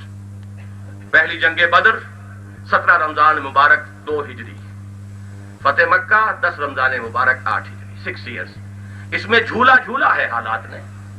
تلک الایام نداولها بین الناس. بدر میں 70 درشی مارے گئے قریش کے سردار، تو احد میں 70 صحابہ شہید ہو گئے. تلک الایام نداولها بین الناس. قرآن نے اس کے بارے میں کہا یہ تمہاری اپنی غلطی تھی، ہم نے تو تمہیں فتح دے دی تھی احد کے دامن میں. وَلَقَدْ صَدَقَكُمُ اللَّهُ وَعْدَهُ إِذْ تَحُسُّونَهُم بِإِذْنِهِ حَتَّىٰ إِذَا فَشِلْتُمْ وَتَنَازَعْتُمْ فِي الْأَمْرِ وَعَصَيْتُم مِّن بَعْدِ مَا أَرَاكُم مَّا تُحِبُّونَ. ہم نے تو فتح دی تھی، تم گاجر مولی کی طرح کاٹ رہے تھے، لیکن پھر تم ڈھیلے پڑے، تم نے نظم کو توڑا، تم نے حکم کی خلاف ورزی کی. حضور کا حکم تھا 50 آدمی یہاں سے نہ ہلے، چاہے ہم سب کے سب شہید ہو جائیں. تم دیکھو کہ چیلیں اور کوے ہماری لاشوں کو نوچ کر کھا رہے ہیں. Even then you have not to leave this place. لیکن بہرحال وہ ایک علیحدہ بحث ہے، میں نے اس کی مفصل توجیح کی ہے. صحابہ سے بھی سوء ظن نہیں پیدا ہونا چاہیے. کیا صورت بنی تھی عام طور پر جو سمجھا جاتا ہے وہ نہیں ہے. حضور کے حکم کو انہوں نے نہیں توڑا، حضور کے حکم کی تعویل کی کہ حضور نے شکست کی صورت میں فرمایا تھا، یہاں فتح ہو گئی، تعویل ہو گئی. لیکن لوکل کمانڈر کا حکم تو توڑا. وہ آخری وقت تک کہتے رہے حضرت جبیر رضی اللہ تعالیٰ مت ہلو یہاں سے، لیکن 35 افراد چھوڑ کر چلے گئے تو اللہ نے سزا دی اس انڈسپلن کی. چاہتا تو کنڈون کرتا، لیکن تمہیں آگے بڑے بڑے امتحانات سے گزرنا ہے. اگر تمہیں کوئی سرزنش نہ ہو اور تمہیں سزا نہ دی جائے تو تمہارے اندر کچائی رہ جائے. بہرحال وہ ایک علیحدہ مسئلہ ہے. جن حضرات کو تفصیل سے دلچسپی ہو وہ اس کتاب کو پڑھیں. 3 × 3 6 ہیں وہ مراحل. دعوت، اب اس کے تقاضے کیا ہیں، لوازم کیا ہیں. تنظیم کیسی ہونی چاہیے، ڈھیلی ڈھالی یا کوئی منظم سم و تعات والی ڈسپلن، آرمی کے ڈسپلن والی کہ there is not to reason why there is but to do and die, یا یہ کہ ڈھیلی ڈھالی 4 آنے والی ممبری والی. اور تزکیہ کیسا ہونا چاہیے، آیا وہ خانقاہی تزکیہ ہوگا یا وہ کوئی میدان کا تزکیہ ہوگا. اس میں پھر بحثیں ہیں، اس کو پڑھیے. 3 کے نتیجے میں قوت وجود میں آ گئی، طاقت وجود میں آ گئی. اب اس طاقت کو ٹکرانا ہے، لیکن جب تک طاقت اتنی نہیں ہے کہ آپ اوپن ایک کانفلکٹ میں آ سکیں، چیلنج کر سکیں اوپنلی، تو پیسو ریزسٹنس، زبان سے کہتے رہو، حق کو حق کہو، باطل کو باطل کہو، نہیں انل منکر باللسان کرتے رہو، لیکن جو بھی آپ پر آئے پرسیکیوشن وربل اور فزیکل ٹیک اٹ پیشنٹلی. البتہ جب ہو جائے طاقت تو اب آؤ میدان میں، انہیں چیلنج کرو. ایکٹیو ریزسٹنس، آگے بڑھو یا وقت کی رفتار روک دو. اور اس کے بعد آخری مرحلہ ہے آرمڈ کانفلکٹ، مسلح تصادم. اب ظاہر بات ہے جب یہ مرحلہ آ جائے گا تو یا تخت یا تختہ، نو تھرڈ پاسبلٹی. جب وہاں آ گئے تو یا تو مناسب تیاری کے بعد قدم اٹھایا تھا تو کامیابی ہو جائے گی، پری میچورلی کر لیا تھا کچے پکے لوگوں کے ساتھ، نہ تنظیم تھی، نہ تربیت تھی، نہ تزکیہ تھا، تو ناکام ہو جاؤ. بہرحال یہ 6 ہیں سٹیپس. میں اس کو اس لیے مختصر کر رہا ہوں کہ میں اس کتاب کا حوالہ دے کر آگے بڑھ رہا ہوں. اب 5واں سوال ہے، آیا یہ صرف فرض منصبی محمد الرسول اللہ صلی اللہ علیہ وسلم کا تھا یا یہ امت کا بھی ہے؟ اس کو اچھی طرح سمجھنے کی ضرورت ہے، اس لیے کہ بہت سے لوگ، انسان جو ہے کام چوری کے لیے بہانے تلاش کرتا ہے، اپنی ذمہ داری سے بچنے کے لیے فلسفے تراشتا ہے. اس لیے کہ کسے پسند ہے، جگر کا شعر مجھے بہت پسند ہے، تپتی راہیں مجھ کو پکاریں، دامن پکڑے چھاؤں کھنیری، انقلاب کا راستہ پرصعوبت راستہ ہے. اسٹرگل، کانفلکٹ، سیکریفائس، اس کے بغیر انقلاب نہیں آتا. کمیونسٹ ریولوشن نہیں آتا اس کے بغیر، اسلامی کہاں سے آ جائے گا؟ حالانکہ کمیونسٹ ریولوشن کی تو اپیل جو ہے وہ آپ کے نفس کی اپیل ہے، روٹی کپڑا اور مکان. اسی لیے تو ایک وہ جو اقبال ہی نے کہا ہے ابلیس کی مجلس شورا میں کہ کیا امامان سیاست، کیا کلیسا کے شیوخ، سب کو دیوانہ بنا سکتی ہے میری ایک ہو. وہ ہو روٹی کپڑا اور مکان کی پوری قوم کو دیوانہ بنا گئی تھی کہ نہیں؟ اس لیے کہ وہ مادہ ہمارے اندر ہے، بارود تو ہے، صرف چنگاری دکھانی ہے نا. کس کا نفس جو ہے وہ ان چیزوں کی ضرورت کا اور احتیاج کا احساس نہیں رکھتا. لیکن روحانیت کے رخ پر ڈالنا، اخلاق کے رخ پر ڈالنا، ایمان کے رخ پر ڈالنا، یہ تو کہیں 100 گنا زیادہ مشکل کام ہے. یہ نفس کے تقاضوں والی بات نہیں ہے. اس میں ریوارڈ بھی ہے تو وہ ادھار ہے، آخرت کا ہے. جان نقد چاہیے یہاں اور اس کا بدلہ ادھار ہے، آخرت میں ملے گا. تو آسان کام نہیں. تو جان لیجئے کہ اس سے بچنے کے لیے بہت سے فلسفے اس وقت تراش لیے گئے. جو بھی میرا مطالعہ ہے قرآن حکیم کا، میں چند باتیں اس میں عرض کر رہا ہوں. کہ اس کی روح سے بالکل روز روشن کی طرح ہے کہ یہ کام ہمیں کرنا ہے. یہ امت کا فرض ہے، امت کے ذمہ قرض ہے محمد الرسول اللہ صلی اللہ علیہ وسلم کا. دیکھیے سیدھی سیدھی بات ہے، ہم بڑے ہی فخر سے کہتے ہیں کہ حضور کو پوری نوع انسانی کے لیے مبعوث کیا گیا. قرآن کی نص ہے وَمَا أَرْسَلْنَاكَ إِلَّا كَافَّةً لِلنَّاسِ بَشِيرًا وَنَذِيرًا. آپ کی بعثت ہے پوری نوع انسانی کے لیے. وَمَا أَرْسَلْنَاكَ إِلَّا رَحْمَةً لِلْعَالَمِينَ. وہ نظام عدل وہ صرف عرب والوں کے لیے نہیں تھا، پوری نوع انسانی کے لیے تھا. وہ بیڑیاں لوگوں کی کاٹنا، غلامیوں سے نجات دلانا، ظلم و ستم کے پنجوں سے نجات دلانا، یہ صرف عرب کے لیے تو نہیں تھا. وہ نظام عدل اجتماعی رحمت ہے، وہ رحمت تھا پوری نوع انسانی کے لیے. یہی وجہ ہے، بڑا پیارا جملہ مجھے یاد آ گیا، جب ایرانیوں سے جنگ شروع ہوئی ہے حضرت عمر رضی اللہ تعالیٰ عنہ کے زمانے میں، تو سعد ابن ابی وقاص سے سالار تھے رضی اللہ تعالیٰ عنہ، اور رستم کی طرف سے براہ راست جو ہے ایک سوال ان کے سامنے لایا گیا کہ یہ آپ لوگ کیوں ہم سے جنگ کر رہے ہیں، کیوں حملہ کیا؟ کوئی ڈسپیوٹ نہیں تھا، اور پہلے بھی آپ لوگ آتے تھے، ٹرائبل ریڈز کیا کرتے تھے، کچھ لوٹ مار کرتے تھے، چلے جاتے تھے. اب جو ہماری جان نہیں چھوڑ رہے، سبب کیا ہے؟ یہ ایچ جی ویلز نے بڑی تفصیل سے لکھا ہے کہ دنیا کا یہ بڑا اینشنٹ فینومینن ہے کہ سیٹلڈ سیویلائزیشن کے جو علاقے ہوتے تھے ان کے آس پاس جو یہ نومیڈک جو سیویلائزیشنز ہوتی تھی، تو ان سے بار بار وہاں پہ حملے ہوتے رہتے تھے، لوٹ مار ہوتی تھی، وہی ان کا پیشہ تھا. تو عرب کرتے تھے پہلے بھی. تو اب کیا ہوا ہے؟ اس کا جواب حضرت سعد ابن ابی وقاص نے جو دیا ہے، ایک ایک لفظ یاد کرنے کے قابل ہے. فرمایا انا قد ارسلنا، اب ہم بھیجے گئے ہیں. پہلے ہم خود آتے تھے لوٹ مار کرنے کے لیے، اپنے نفس کے تقاضے پورے کرنے کے لیے، اب ہم بھیجے گئے. We are on a mission. اللہ نے بھیجا محمد کو صلی اللہ علیہ وسلم، محمد نے بھیجا ہمیں صلی اللہ علیہ وسلم. کس لیے بھیجا؟ لنخرج الناس، تاکہ ہم لوگوں کو نکالیں، من ظلمات الجہالت الی نور الایمان، جہالت کی تاریکیوں سے نکالیں، ایمان کی روشنی میں لائیں. ومن جور الملوک الی عدل الاسلام، اور بادشاہوں کے ظلم و ستم کی چکی سے انہیں نجات دلا کر اسلام کے عدل سے روشناس کریں. یہ مشن ہے. تو ظاہر بات ہے کہ حضور صلی اللہ علیہ وسلم کا یہ مشن آفاقی ہے، عرب کے لیے نہیں تھا. یہی وجہ ہے کہ صحابہ کرام نکلے ہیں باہر، وہ مشن پر نکلے تھے، کوئی ہوا سے ملک گیری نہیں تھی. شہادت ہے مطلوب و مقصود مومن، نہ والے غنیمت نہ کشور کشائی. اور جان لیجئے کہ یہ کام حضور کی بعثت کا منطقی تقاضا ہے کہ اسے پورے گلوب کے لیول پر ہونا ہے مکمل. ورنہ اقبال کا وہ شعر سامنے رکھیے، وقت فرصت ہے کہاں، کام ابھی باقی ہے، نور توحید کا اتمام ابھی باقی ہے. نور توحید اپنی جگہ کامل ہو گیا، لیکن اسے پھیلانا ہے ابھی. ایک ہے کسی چیز کی ہائٹ تک پہنچ جانا اس کا، ایک ہے اس کی ایکسٹینشن. جزیرہ نما عرب منور ہو گیا نور توحید سے، لیکن اس نور توحید سے ابھی پورے کرۂ ارضی کو منور کرنا تھا. تو صحابہ کرام نکلے، اس عدل اجتماعی کو پوری نوع انسانی کے اوپر قائم کرنا تھا، لہذا وہ نکلے.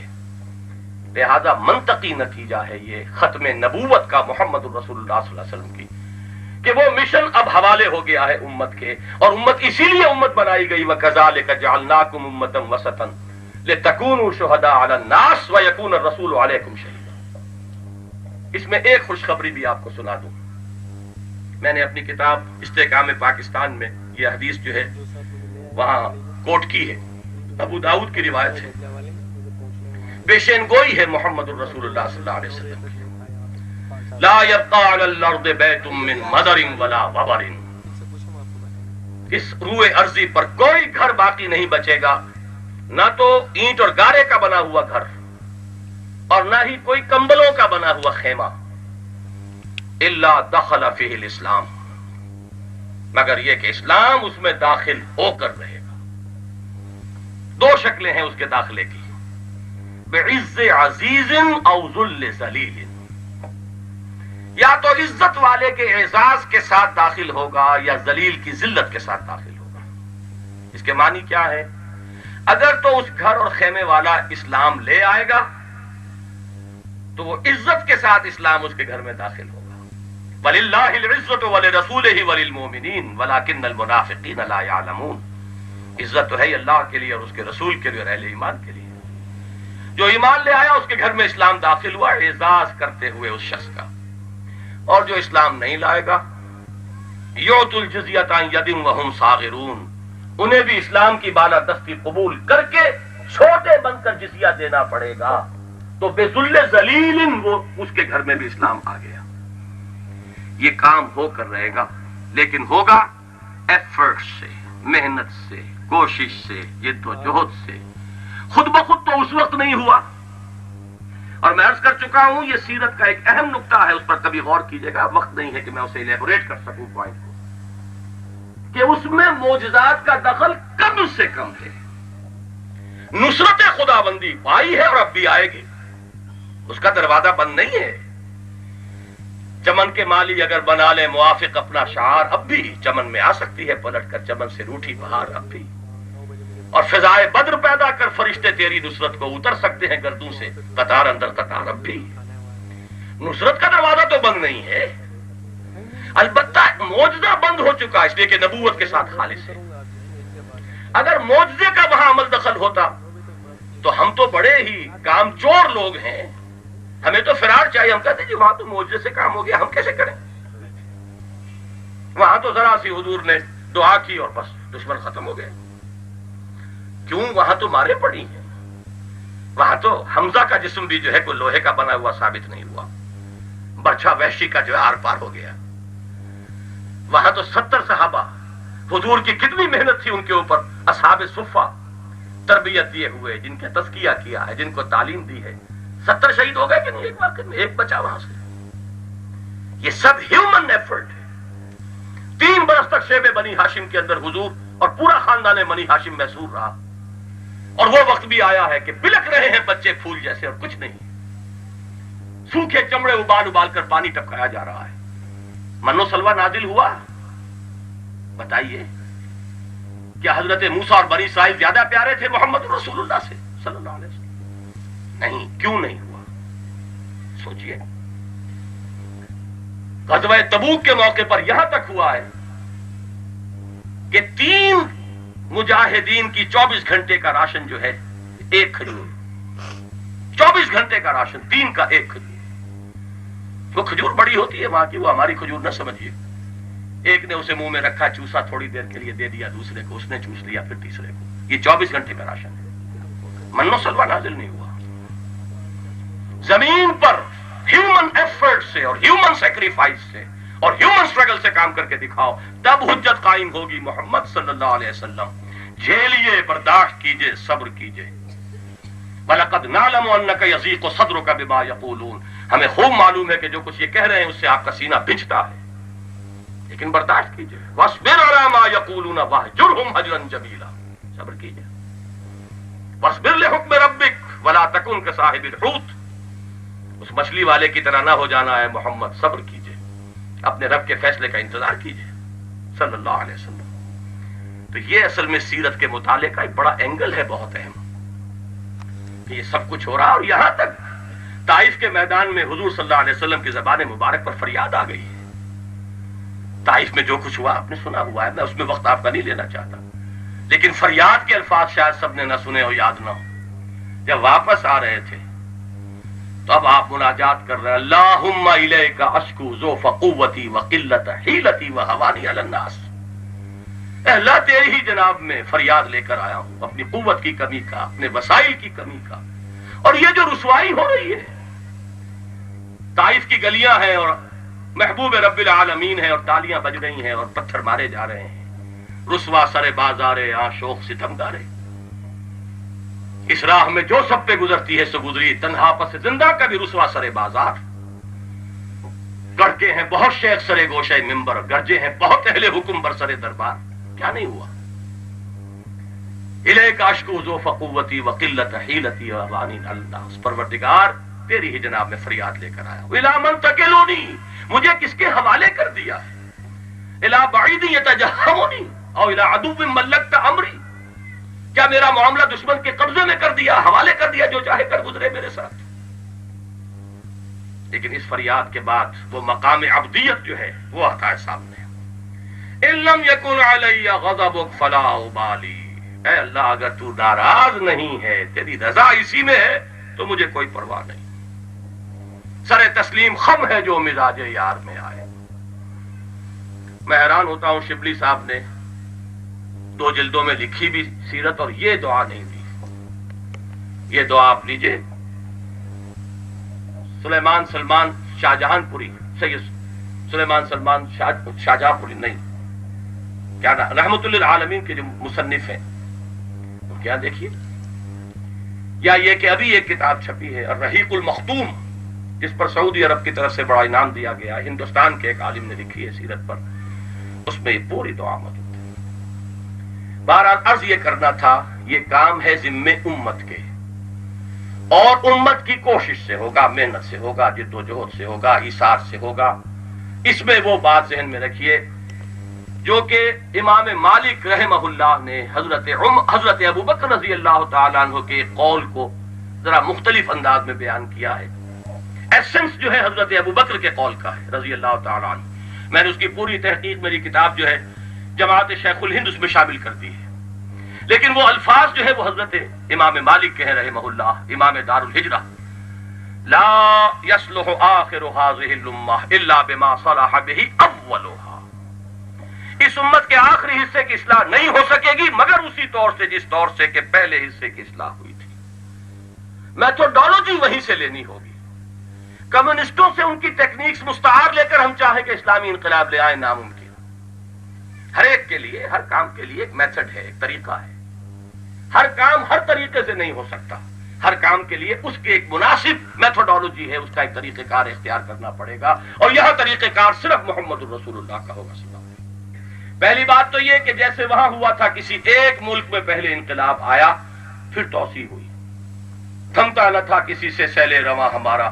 عبداللہ ابن سبا کی سازش اگر نہ ہو جاتی، یہودی سازش، تو وہ موشن جو گاڑی کا تھا وہ نہ ٹوٹتا، تو اسی وقت پوری دنیا کے اندر اسلام کا غلبہ ہو جاتا.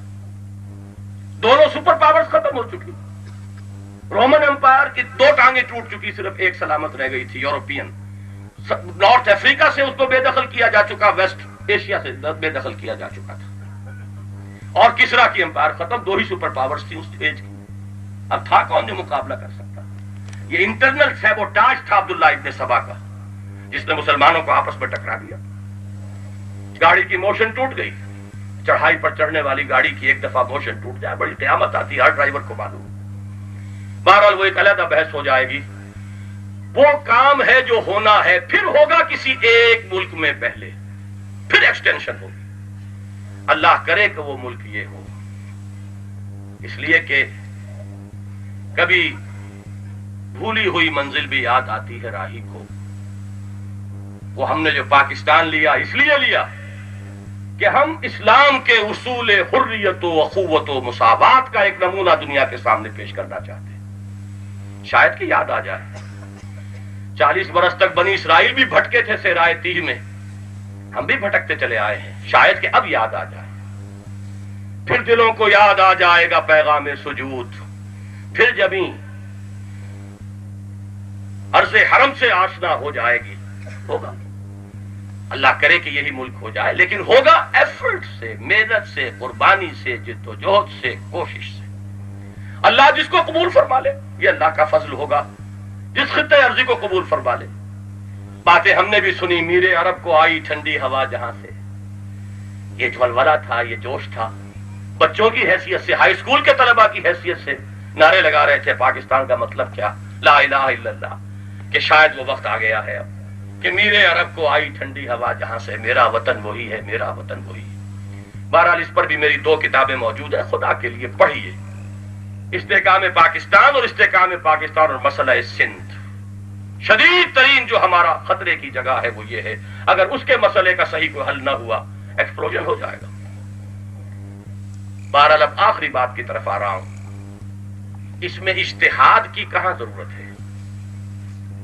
میرے نزدیک ایک مقام پر ہے. 3 کام پہلے وہی ہوں گے، دعوت اسی پیٹرن پر دینی پڑے گی.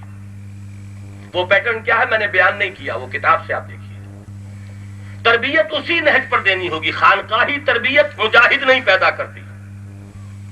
خانقاہی تربیت جو ہے وہ آدمی کے اندر کی صفائی کر کے، ہو سکتا ہے اسے کشف بھی ہونے لگے، اسے الہام بھی ہونے لگے، اسے بہت سی چیزیں جو ہے معلوم ہو جائیں، اس سے کوئی کرامات کا ظہور بھی ہونے لگے، مرد میدان نہیں بنتا۔ اس کے لیے وہ محمدی طریقے تزکیہ علی صاحب الصلاۃ والسلام وہ اختیار کرنا پڑے گا۔ دعوت کا نہج وہ ہو، تربیت کا نہج وہ ہو، تنظیم کا نہج وہ ہو، ویسی مضبوط تنظیم۔ یہ تو وہی کام کرنے ہوں گے جو اس وقت ہوئے ہیں، کوئی سرے منہ فرق نہیں۔ پھر جب تک طاقت نہیں ہے پیسو ریزسٹنس، اگر پری میچورلی وائلنٹ ہو گئی یہ تحریک کچل دی جائے گی۔ ایک وقت درکار ہے کہ اس میں جھیلو، برداشت کرو، صبر کرو، چاہے گالیاں دی جا رہی ہوں، چاہے جیلوں میں ٹھوسا جا رہا ہو۔ لیکن آخری دو مرحلے جو ہیں یہاں اب ایک خاص وجہ سے ایک میں مجتمع ہو جائیں گے۔ وہ وجہ پہلے سمجھ لیجئے۔ دو اعتبارات سے حالات کا فرق ہے۔ اجتہاد کی وہی ضرورت ہوتی ہے جہاں حالات کا فرق۔ حالات بین ہی وہ ہوں تو اجتہاد کا خامخواہ کا شوق جو ہے وہ نہیں چرانا چاہیے، وہ فتنہ بن جاتا ہے۔ نیا مسئلہ ہے، نئی صورت مسئلہ، نئی صورت احوال تو اجتہاد ہے۔ مسئلہ دو اعتبارات سے مختلف ہو چکا ہے۔ نمبر ایک، اس وقت جہاں بھی کہیں اسلامی انقلاب کی تحریک اٹھے گی مسلمانوں میں اٹھے گی، اور راستہ روکنے والے بھی مسلمان ہی ہوں گے۔ جاگیردار ہوں، سرمایہ دار ہوں، ڈکٹیٹرز ہوں، بادشاہ ہوں، مسلمان۔ وہاں کھلم کھلا کافر اور مسلمان کا معاملہ تھا، لہذا تلوار کے چلنے میں کوئی رکاوٹ ہی نہیں۔ یہاں بڑا فرق واقع ہو چکا ہے۔ معاملہ ہے مسلمان کا، فاسق ہو، فاجر ہو، کچھ بھی ہو، ہے تو مسلمان۔ نمبر دو، ڈسپیرٹی بہت ہو چکی ہے۔ آج کا یہ منظم معاشرہ جو ہے اس کے اندر حکومت کی قوت جو ہے وہ اتنی زیادہ ہے، اور عوام اتنے نہتے ہو چکے ہیں۔ ان دنوں کو چھوڑ دیجئے، یہ تو ایک اسپیشل دور ہے جس سے ہم گزر رہے ہیں، کلاشنکوف کلچر جو آپ کے ہاں آگے آئے۔ عام نارمل حالات کے اندر اب عوام کا کوئی مقابلہ مسلح تصادم میں حکومت کے ساتھ نہیں ہو سکتا۔ اس لیے کہ جب بھی یہاں پہ دیکھیے بہترین ڈیموکریسی بھی آ جائے گی تو وہ ڈیموکریسی میں جو حکومت ہوگی وہ ریفلیکٹ کرے گی اسی پاور بیسس کو کہ جو آپ کے معاشرے میں ہے، اور وہ لوگ آئیں گے تو وہ پروٹیکٹ کریں گے اپنے انہی پاور بیسس کو، تو they will be the defenders of that system. اور حکومت سے جو معاملہ پیش آئے گا تو ظاہر بات ہے کہ بہت ان ایکول مقابلہ ہے۔ فوج، پولیس، پیراملٹری فورسز، آپ دیکھیے ان کا اسلحہ عوام نہتے ہیں۔ لیکن انہی دو چیزوں کا جواب ہے جو تمدنی ارتقاء نے فراہم کیا ہے۔ نہتے عوام منظم ہو کر فرم ریزولوشن کے ساتھ ایک ڈیمونسٹریشن آف ول، ڈیمونسٹریشن کس چیز کی ہوتی ہے؟ اپنی قوت ارادی کی۔ جب طاقت اتنی ہو جائے کہ یہ اطمینان ہو کہ اب ہم آ سکتے ہیں سڑکوں پر، ڈیمونسٹریٹ کر سکتے ہیں، پکیٹنگ کر سکتے ہیں، اور اگر ہم پر گولیاں چلیں گی تو ہم پیچھے نہیں ہٹیں گے، جیلوں میں ٹھوسا جائے گا، بھر دیں گے جیلوں میں۔ اگر یہ طاقت عوام میں پیدا ہو جائے تو بغیر ہتھیار اٹھائے، بغیر کسی توڑ پھوڑ کے انقلاب لایا جا سکتا۔ اس لیے کہ ظاہر بات ہے کہ وہ فوج کہاں کی ہے؟ باہر کی تو نہیں ہے، اپنے ملک کی ہے نا۔ کتنوں کو مارے گی؟ 10-20 ہزار کو مار کر وہی فوج کہے گی نو مور۔ ہو چکا ہے ہمارے ہاں، بھٹو صاحب کو اسی فوج نے صاف جواب دیا۔ وہ فوج کتنی بڑی تھی جو موجود تھی شہنشاہ ایران کے پاس؟ کہا جاتا ہے کہ اس کا آرسنل جو ہے، اسلحہ خانہ، پورے ایشیا میں سب سے بڑا اسلحہ خانہ اس کا۔ اس لیے کہ ہو سکتا ہے سوال ذہن میں آئے، رشیا کو نکال دیجئے، ایکسپلوٹ کیجئے اسے۔ رشیا جو ہے وہ یورپین پاور ہے basically, not an Asian power. اس کو چھوڑ دیجئے تو پورے ایشیا میں ہندوستان اور جاپان تو خیر اس وقت تک یوں سمجھیے کہ آیا ہی نہیں اس فیلڈ میں، ہندوستان پھر سب سے بڑی ملٹری طاقت ہے، لیکن یہ کہ اسلحہ خانہ ایران کا کہیں زیادہ بڑا ہے، کوئی چیز نہیں بچا سکتی۔ اگر شہادت کی وہ آرزو، تمنا، زندگی جان دینے کی اس کام کے لیے بغیر اس کے کہ توڑ پھوڑ ہو. یہ توڑ پھوڑ جو ہوتا ہے یہ کمیونسٹ ٹیکنیک ہے. پھر جو وہ آنکھ بچولی پولیس سے کھیلی جاتی ہے یہ وہ کام نہیں ہے. آگے بڑھو اور گولیاں آئیں تو ٹھیک ہے, برداشت کرو, جھیلو اور جانے دو. یہی تو مطلوب و مقصود ہے. جو سنت ہے صحابہ کرام کی جو غزوہ موتا میں آئی کہ ہمیں تو شہادت درکار ہے. 1 کا 33 سے مقابلہ ہو گیا, کوئی پرواہ نہیں. 1 لاکھ کی فوج آ گئی تھی 3000 کے مقابلے میں. اب یہ ہے کہ پیسفل ڈیمونسٹریشن, اس کو میں ذرا 2 مثالوں سے واضح کر کے بات ختم کر دوں گا. ایک مثال میں دینا چاہتا ہوں, سکھ ایجیٹیشن. ایک ہوا تھا 30s میں, ایک چل رہا ہے آج کل. ان میں کیا فرق ہے اور نتیجہ کیا مختلف نکل رہا ہے؟ 30s میں ایک موومنٹ چلی تھی سکھوں کی, گردوارہ پربندک کمیٹی. یہ لفظ اب بھی آپ سنتے ہوں گے اور شاید اب آپ کو ہنسی آئے کہ پوزیشن کیا تھی. ان کے گردواروں کے ساتھ جو وقف زمینیں تھیں ان پر قبضہ ہندوؤں کا تھا. اس کی وجہ یہ ہے کہ انگریز حکومت سکھوں کو علیحدہ مذہب تسلیم نہیں کرتی تھی, لہذا وہ ہندو جو ہے بیٹھے ہوئے اوقاف کے مالک وہ ہیں, عبادت گاہیں سکھوں کی. تو انہوں نے آرگنائز کیا اپنے آپ کو گردوارہ پربندک کمیٹی, اور ڈیمانڈ صرف یہ تھی کہ ہمارے اوقاف, ہمارے جو گردواروں کے ساتھ اوقاف ہیں ان کا کنٹرول ہمیں دیا جائے. اب آپ کو معلوم ہے ہندو سرمایہ دار منظم, انگریز کے دربار میں اس کی رسائی, انہیں ایجیٹیشن کرنی پڑی. لیکن وہ ایجیٹیشن ابھی 3-4 سال ہوئے فوت ہوئے ہیں. حاجی عبد الواحد صاحب ہمارے بہت سے دوست ان سے ملے بھی ہیں, جانتے ہیں. امرتسر ہی کے رہنے والے تھے. 37 میں انہوں نے MA کیا تھا انگلش کا. اس وقت وہ اپنے پورے ہوش میں جوانی میں تھے. وہ آئی وٹنس تھے کہ دفعہ 144 لگی ہوئی ہے اور سکھوں کے جتھے نکلتے تھے 144 توڑنے کے لیے, ڈیفائی کرنے کے لیے. ان کا حکم یہ تھا انہیں اپنے ہاتھ یہاں بندھے رکھو, یہاں بالکل سینے پر اس طرح باندھ کر جتھا نکل رہا ہے. اب ادھر سے پولیس نے لاٹھی چارج کیا, لاٹھی پڑی خالصہ کے سر پر, سر پھٹ گیا, گر گیا, لیکن ہاتھ بندھے رہے. He didn't resist. Peaceful resistance, passive resistance. نتیجہ یہ نکلا کہ وہ ایجیٹیشن کامیاب ہوا, انہیں اپنے گردواروں کا کنٹرول ملا. وہی گردوارہ پربندک کمیٹی ہے جو اس وقت ان کی سب سے بڑی پولیٹیکل فورس ہے. یہ لفظ جب انہوں نے مجھے سنایا, یہ واقعہ حاجی عبد الواحد صاحب مرحوم مغفور نے, مجھے سورہ نساء کے الفاظ یاد آ گئے. کفو ایدیکم, اپنے ہاتھ روکے رکھو. مکے میں یہ حکم تھا محمد رسول اللہ صلی اللہ علیہ وسلم کی طرف سے, مسلمانوں جھیلو, برداشت کرو, مارا جائے, پیٹا جائے, جو کچھ ہو, دہکتے انگاروں پر لٹا دیا جائے, شہید کر دیا جائے. حضرت یاسر, حضرت سمیہ کو شہید کر دیا بالفعل ابو جہل نے. But no retaliation. یہ ایک میں نے مثال آپ کو دی ہے گردوارہ پربندک کمیٹی. کنٹراسٹ کر دیجئے, اس وقت یہ موومنٹ شروع ہی ہوئی ہے تو یہ وائلنٹ تھی, مہندرا والا کی تحریک. نتیجہ کیا, سب سے زیادہ خون جو ہے سکھوں کا بہ رہا ہے. سکھوں نے ایک دوسرے کو مارا ہے سب سے زیادہ. وہ کمیونٹی جو ہے سکڑتی چلی جا رہی ہے, کامیابی کا کوئی امکان نہیں. ایک مثال تو یہ سامنے رکھیے. ایک مثال میں پاکستان کی آپ کو دے رہا ہوں جس سے میری بات سا واضح ہو جائے گی. ویسے وہ جو میں نے 4 ورقہ کہا اس میں 3 صفحوں میں یہ پروسیس آف ریولوشن بھی اس کا خلاصہ دے دیا گیا, اسے پڑھ لیجئے گا. یہ کوئی 4 سال کی بات ہے. آپ کے ہاں 23 مارچ کو اور 14 اگست کو پیریڈز ہوتی ہیں.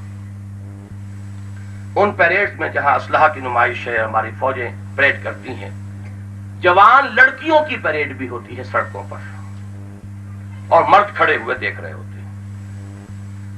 کبھی میرا ذہن ادھر نہیں گیا, پریڈ میں نے کبھی جا کے دیکھی نہیں, اگرچہ اخبارات میں فوٹو دیکھتے تھے بس. اب بہت سی چیزیں ہمارے یہاں منکر ہو رہی ہیں, منکرات ہیں, لیکن یہ کہ کیا کریں. ایک لاہور کی گرلز کالج کی پرنسپل ایک خاتون ہے, خود باپرد ہیں. انہوں نے اپنے کالج کا ماحول بھی بہت اچھا رکھا. انہوں نے مجھے فون کیا, جمعے کا دن تھا, میں جمعے کے لیے جا رہا تھا اور مجھے اگلے ہی دن عمرے کے لیے جانا تھا. 23 مارچ سے پہلے کی بات ہے, یہ مارچ کا پہلا ویک تھا. انہوں نے کہا ڈاکٹر صاحب آپ اور بہت سی باتیں کرتے ہیں پردے کی اور اس کی اور اس کی, اور یہ بات آپ نے کبھی نہیں کہی. اور اس غریب نے یہ کہا کہ میری مصیبت یہ ہے کہ ہر موقع پر مجھ پر دباؤ ڈالا جاتا ہے کہ میں اپنی بچیوں کو بھیجوں، حالانکہ دوسرے کالجز کے اندر وہ لڑکیاں ہیں بے تحاشا، لیکن وہ جا کے ادھم مچاتی ہیں۔ میری بچیاں چونکہ مہذب ہیں، میں نے یہاں انہیں ایک ڈسپلن کی تعلیم دی ہے، تو یہ میرے اوپر مصیبت آتی ہے۔ اے روشنی تبا تو برمن بلا شدی۔ تو میں نے اس روز جمعے میں جا کے تقریر کی۔ آرمی آفیسرز بھی وہاں کثرت سے آتے ہیں، باغ جناح گورنر ہاؤس قریب ہے، جی او آر بہت ساتھ ہے اس کے۔ میں نے کہا میں تو جا رہا ہوں خدا کے لیے جس شخص کی بھی رسائی ہے ضیاء الحق صاحب تک وہ بات پہنچائے کہ یہ منکر ہے، حرام ہے۔ ہم یہ نہیں کہتے کہ آپ لڑکیوں کو ملٹری ٹریننگ نہ دیں، کالجز میں آپ دیتے ہیں، پردہ والس ہوتی ہیں، کوئی حرج نہیں۔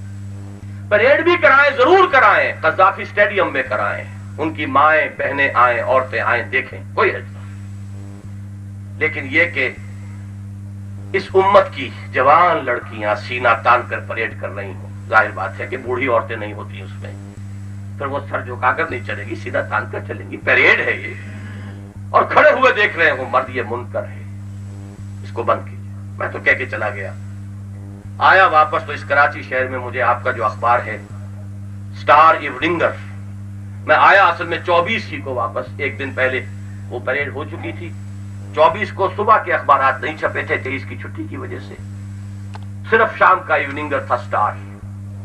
اس کی جو بینر ہیڈ لائن تھی بولڈ سب سے اوپر، اس کے الفاظ یہ تھے women's parade took place despite the letter of Mian Tufail.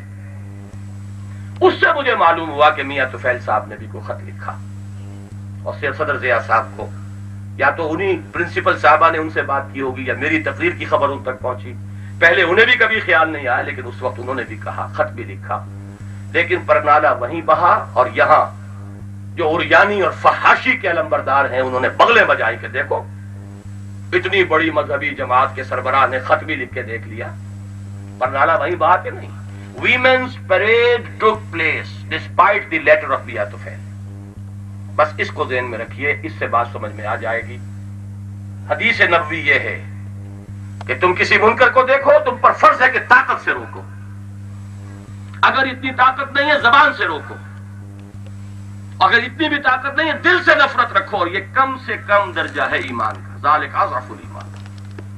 بس اسی کو لائیے ریورس آرڈر میں۔ ظاہر بات ہے کہ جن کے دلوں میں بھی نہیں ہے ان سے تو ہمیں بات ہی نہیں کرنی اس وقت، جن کے دلوں میں ہے ان سے کہنا زبانیں کھولو، کچھ تو کہو، کچھ تو کہو۔ یہ ہے نہی عن المنکر باللسان، غلط کو غلط کہو، حرام کو حرام کہو، ناجائز کو ناجائز کہو، درخواست کرو کہ خدا کے لیے باز آ جاؤ، چھوڑ دو یہ لچھن، اللہ کے غضب کو مت دعوت دو۔ لیکن جب طاقت حاصل کر لو، وہ طاقت، دعوت، تربیت، تنظیم سے جو طاقت مہیا ہو، وہ طاقت کافی ہوگی تو پھر ہم چیلنج کریں گے کہ اب یہ کام ہم نہیں ہونے دیں گے، ہمارے جیتے جی یہ کام نہیں ہوگا، پھر آئیں گے۔ اگر منظم ہے، طاقت ہے، جان دینے کی آرزو ہے، تو پھر کون ہے کہ جو جیت جائے گا؟ البتہ یہ ضرور ہے کہ وہ پہلے 3 سٹیپ جو ہیں کنسولیڈیٹ کیے گئے ہیں، دعوت وہی ہو، تنظیم اسی طرح کی ہو، تربیت اسی انداز کی ہو، تب یہ کہ اگر مناسب طاقت بن جائے تو پھر یہ نہی عن المنکر بالید یہ انقلاب کا ذریعہ بن جائے گا۔ ویسے اصولی اعتبار سے فتوے کے درجے میں بتا دیتا ہوں، ایسے حالات ہو سکتے ہیں کہ مسلح بغاوت بھی کرنی پڑے۔ میں اعظم امام ابو حنیفہ رحمہ اللہ کا فتویٰ ہے کہ فساق و فجار حکمرانوں کے خلاف تلوار بھی اٹھائی جا سکتی ہے، خواہ وہ مسلمان ہو۔ البتہ شرط انہوں نے عائد کی ہے کہ طاقت اتنی بہم پہنچائی جا چکی ہو کہ کامیابی کم سے کم بظاہر احوال یقینی ہو جائے۔ یہ نہیں کہ تھوڑی سی طاقت جمع کی اور ٹکرا دیا اور وہ خون خرابہ کرا دیا اور پھر اس طریقے سے بار بار جو ہے وہ معاملہ کیا جاتا ہے۔ طاقت فراہم کرو۔ اسی کو میں کہا کرتا ہوں ایک سادہ سی مثال سے، جب لوگوں کی سمجھ میں نہیں آتا، کہ بھائی سیرت النبی کو دیکھو، حضور نے مکے میں بت پرستی کی مذمت شروع کر دی زبان سے، لیکن کسی بت کو توڑا نہیں، حالانکہ 10 فدائی آپ بھیج دیتے رات کے وقت، تھے موجود آپ کے پاس، آپ کے اشارے پر جانے جو ہے نثار کر دیتے۔ کہ جاؤ توڑ دو سارے بت، توڑ دیتے. ہوتا کیا؟ ایک تو یہ کہ جو خون خرابہ ہوتا، دوسرے یہ کہ چند دنوں کے اندر اندر پتھر ہی تو تراشنے ہیں، وہ پھر تراش کے لا کے رکھ دیے جاتے. لہذا 12 برس تک اسی مکے میں حضور رہے اور اسی کعبے کا طواف کرتے رہے جس میں بت موجود تھے. نہیں انل منکر باللسان ہو رہا ہے، بالید نہیں ہو رہا. لیکن اس 12 برس کی محنت، دعوت، تنظیم، تربیت سے جب وہ قوت فراہم ہو گئی، پھر جب اذن للذین یقاتلون بانہم ظلموا، جب اجازت نامہ آ گیا آگے بڑھو، جب تصادم ہوا، پھر فاتح کی حیثیت سے جب 10 رمضان مبارک کو داخل ہوئے ہیں تو پہلا کام یہ کیا، جاء الحق وزهق الباطل ان الباطل کان زہوقا، ایک ایک بت کو توڑ دیا. نتیجہ کیا نکلا کہ پھر آج تک وہاں بت نہیں آ سکا، اس لیے کہ انقلاب آ چکا تھا، اب ایک طاقت تھی. یہ کوئی صرف ایک چوری چھپے کا کیا ہوا کوئی کام نہیں تھا. یہ ہے وہ پروسیجر کے اندر اجتہادی معاملہ کہ جس کے ذریعے سے پیش قدمی کریں گے تو اللہ کو منظور ہوگا، اس کا فضل شامل حال ہوگا تو انقلاب آئے گا. میں الیکشن کا انتہائی قائل رہا اور میرے بیانات آپ سنتے رہے ہوں گے. سن 82 میں ضیاء صاحب کو میں نے خط لکھ دیا تھا کہ آپ نے جو یہ سیاسی گاڑی روکی ہوئی ہے اس ملک کی، اس ملک کے لیے بہت خطرناک ہے. لیکن میں یہ بھی اسی شد و مت کے ساتھ کہتا رہا ہوں، اس الیکشن سے اسلام نہیں آئے گا. ابھی آپ دیکھ لیجئے جو کچھ ہوگا، جس طرح کے اصول ٹوٹے ہیں اور جس طریقے کی گٹھ جوڑ اور توڑ پھوڑ ہوا ہے وہ سب کے سامنے. اس سے جو نتیجہ نکلے گا وہ بھی سب سامنے، آج نہیں تو کل سامنے آ جائے گا. پھر بھی ہم کہتے ہیں، میں دعا کرتا ہوں، مسجد میں اپنے ہاں دعا کرواتا ہوں، اللہ کرے کہ خیر و خوبی سے یہ الیکشن ہو جائے. اس ملک کی گاڑی جو ہے، جو بھی نظام قائم ہے، کم سے کم اس کو چلانے کے لیے پٹڑی کے اوپر جو ہے گاڑی چل جائے، ورنہ تو بہت بڑا اندیشہ ہے، بہت خطرہ ہے. لیکن یہ کہ اسلام تو اس سے نہیں آئے گا، اسلام اس راستے سے آئے گا جو سیرت محمدی علیہ صاحب الصلاۃ والسلام سے آپ کو ملتا ہے، اور سوائے اس ایک آخری معاملے کے کہیں کسی اجتہاد کی ضرورت نہیں. اور وہ اجتہاد ایک حقیقی اجتہاد کی ضرورت ہے، وہ میں نے آپ کے سامنے رکھ دیا. حضرات، میں آپ حضرات کا بہت ہی تہہ دل سے ممنون ہوں، شکریہ ادا کرتا ہوں. آپ نے جس صبر اور سکون کے ساتھ میری بات سنی ہے، اللہ کرے کہ یہ آپ کا شوق بڑھے، آپ ان مسائل پر غور کریں، پھر اس کے لیے کوئی لایہ عمل اگر سامنے آئے تو کمر ہمت کس کر میدان میں آنے کی کوشش کریں. دیکھیے پھر آس پاس کوئی ہے اس طرز پر کام کرنے والا، جو ہو اس سے مل جائیے، جمع ہو جائیے، جڑیے. لا اسلام الا بجماعہ، ید اللہ علی الجماعہ. اور پھر یہ کہ آج جو صحیح نظر آ رہا اس کا ساتھ دیجیے. اگر محسوس ہو کہ اس سے بہتر کوئی شکل موجود ہے تو یہ ایسی بات نہیں ہے کہ نبی کے ہاتھ میں ہاتھ دے دیا اب آپ ہاتھ نکال نہیں سکتے وہاں سے. نبی پر ایمان لانے کے بعد واپس جانا کفر ہے. لیکن کسی اور امتی کے ساتھ دیتے ہوئے اگر آپ کا اطمینان نہ رہے یا اس سے بہتر کوئی شکل نظر آئے تو ہے جستجو کے خوب سے ہے، خوب تر کہاں، آگے چلیے، آگے بڑھیے. لیکن یہ جمود جو ہے وہ کسی طرح درست نہیں ہے.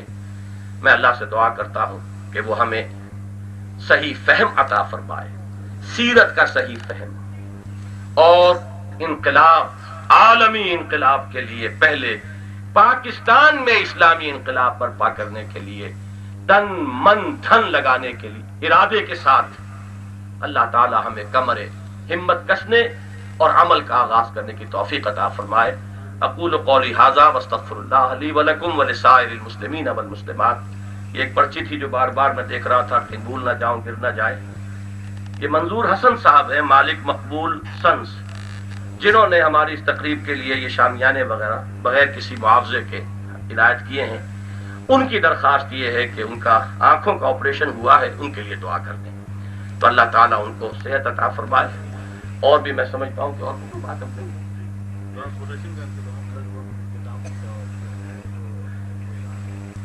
ایک تو ابھی نماز با جماعت ہم یہاں ادا کریں گے. وضو کا بھی محدود پیمانے پر انتظام یہاں ہے. کچھ حضرات کے لیے یہ ہے کہ یہاں پہ ٹرانسپورٹس وغیرہ کا انتظام ہے، گھبرائیں نہیں. اس کی کوشش جو ہے ہوگی کہ کرفیو کے وقت کے شروع ہونے سے پہلے وہاں پر سب لوگ پہنچ جائیں. سٹال یہاں لگا ہوا ہے. یہ انجمن خدام القرآن کا جس کتابچے کی قیمت سید صاحب نے کہہ دی 10 روپے، وہ قیمت نہیں ہے. اصل میں یہ ہے کہ اگر مفت تقسیم کیا جا رہا ہو کہیں تو ہر شخص بچہ بھی لے جائے گا، اس کا کچھ حاصل نہیں ہوتا. اس کا ایک ٹوکن ہدیہ ہے جو آپ گویا کہ ایک طریقے سے آپ وہ کنٹریبیوٹ کر رہے ہوں گے. وہ اسی لیے ہے تاکہ وہی لوگ لیں کہ جو واقعتاً سیریسلی سوچ رہے ہوں کہ انہیں اس انجمن کے ساتھ اشتراک عمل کرنا ہے. اسی میں فارم بھی ہے انجمن کا. باقی ہمارا یہاں پہ اسٹال لگا ہوا ہے. اس میں وہ منہج انقلاب نبوی بھی محدود تعداد میں ہوگی اور استحکام پاکستان. یہ تین چیزیں جو ہے بنیادی ہیں میں سمجھتا ہوں اس وقت, جو ہر پاکستانی باشعور مسلمان کو پڑھنی چاہیے. پھر اتفاق ہو تو ٹھیک, نہ ہو تو ٹھیک. الذی ہدانا لہذا وما کنا لنہتدی لولا ان ہدانا اللہ ربنا لا تزغ قلوبنا بعد اذ ہدیتنا وہب لنا من لدنک رحمہ انک انت الوہاب. اس اللہ کا شکر ہے جس نے ہمیں ہدایت عطا فرمائی, اور ہم ہرگز ہدایت یافتہ نہ ہوتے اگر اللہ ہی ہمیں ہدایت نہ دیتا. اور پروردگار اب کہ تو نے ہمیں ہدایت عطا فرمائی ہے, اب ہمارے دلوں کو کجی میں نہ ڈالیو اور ہمیں اپنے خاص خزانہ فضل سے رحمت عطا فرما. اللہم انصر من نصر دین محمد صلی اللہ علیہ وسلم واجعلنا منہم. پروردگار اپنے ہر اس بندے کی مدد فرما جو تیرے نبی کے دین کی خدمت کر رہا ہو, اور ہمیں بھی ان کے ساتھ شامل ہونے کی توفیق عطا فرما. واخذل من اعرض عن دین محمد صلی اللہ علیہ وسلم ولا تجعلنا معهم. اور ہر اس شخص کو ذلیل اور خوار اور رسوا کر دے جو تیرے نبی کے دین سے روگردانی کر رہا ہو, اور اے اللہ ہم ایسے لوگوں کے پھندے میں نہ پھنس جائیں. اللہم وفقنا لما تحب وترضى. اے اللہ ہمیں ہر اس کام کی توفیق عطا فرما جو تجھے پسند ہے, جس سے تو راضی ہوتا ہے. اللہم وفقنا ان نجاہد فی سبیلک باموالنا وانفسنا. اے اللہ ہمیں توفیق دے کہ تیری راہ میں جہاد کریں اور اس میں اپنی جانیں بھی کھپائیں اور مال بھی کھپائیں. اللہم وفقنا ان نقیم دینک المتین. اے اللہ ہمیں توفیق دے کہ تیرے دین متین کو قائم کریں. اے اللہ دنیا کے سامنے نمونہ پیش کر سکیں جس کے لیے ہم نے یہ ارض پاکستان حاصل کی تھی. اللہم ارزقنا شہادتا فی سبیلک. اے اللہ ہمیں شہادت کی موت عطا فرما. اللہم ارزقنا حبک وحب حبیبک وصلی علیہ وسلم. پروردگار ہمیں اپنی محبت بھی عطا فرما اور اپنے حبیب صلی اللہ علیہ وسلم کی محبت عطا فرما. وارزقنا اتباع. اور اے اللہ ہمیں حضور کے اتباع کی توفیق عطا فرما. اللہم اشف مرضانا. اللہم اشف مرضانا. ہمارے بیماروں کو شفا عطا فرما. خاص طور پہ پروردگار منظور حسن صاحب کو جن کی آنکھ کا آپریشن ہوا, اللہ تعالی اے پروردگار ان کو صحت عطا فرما. پروردگار سب کی مغفرت فرما, تمام اہل ایمان کی مغفرت فرما.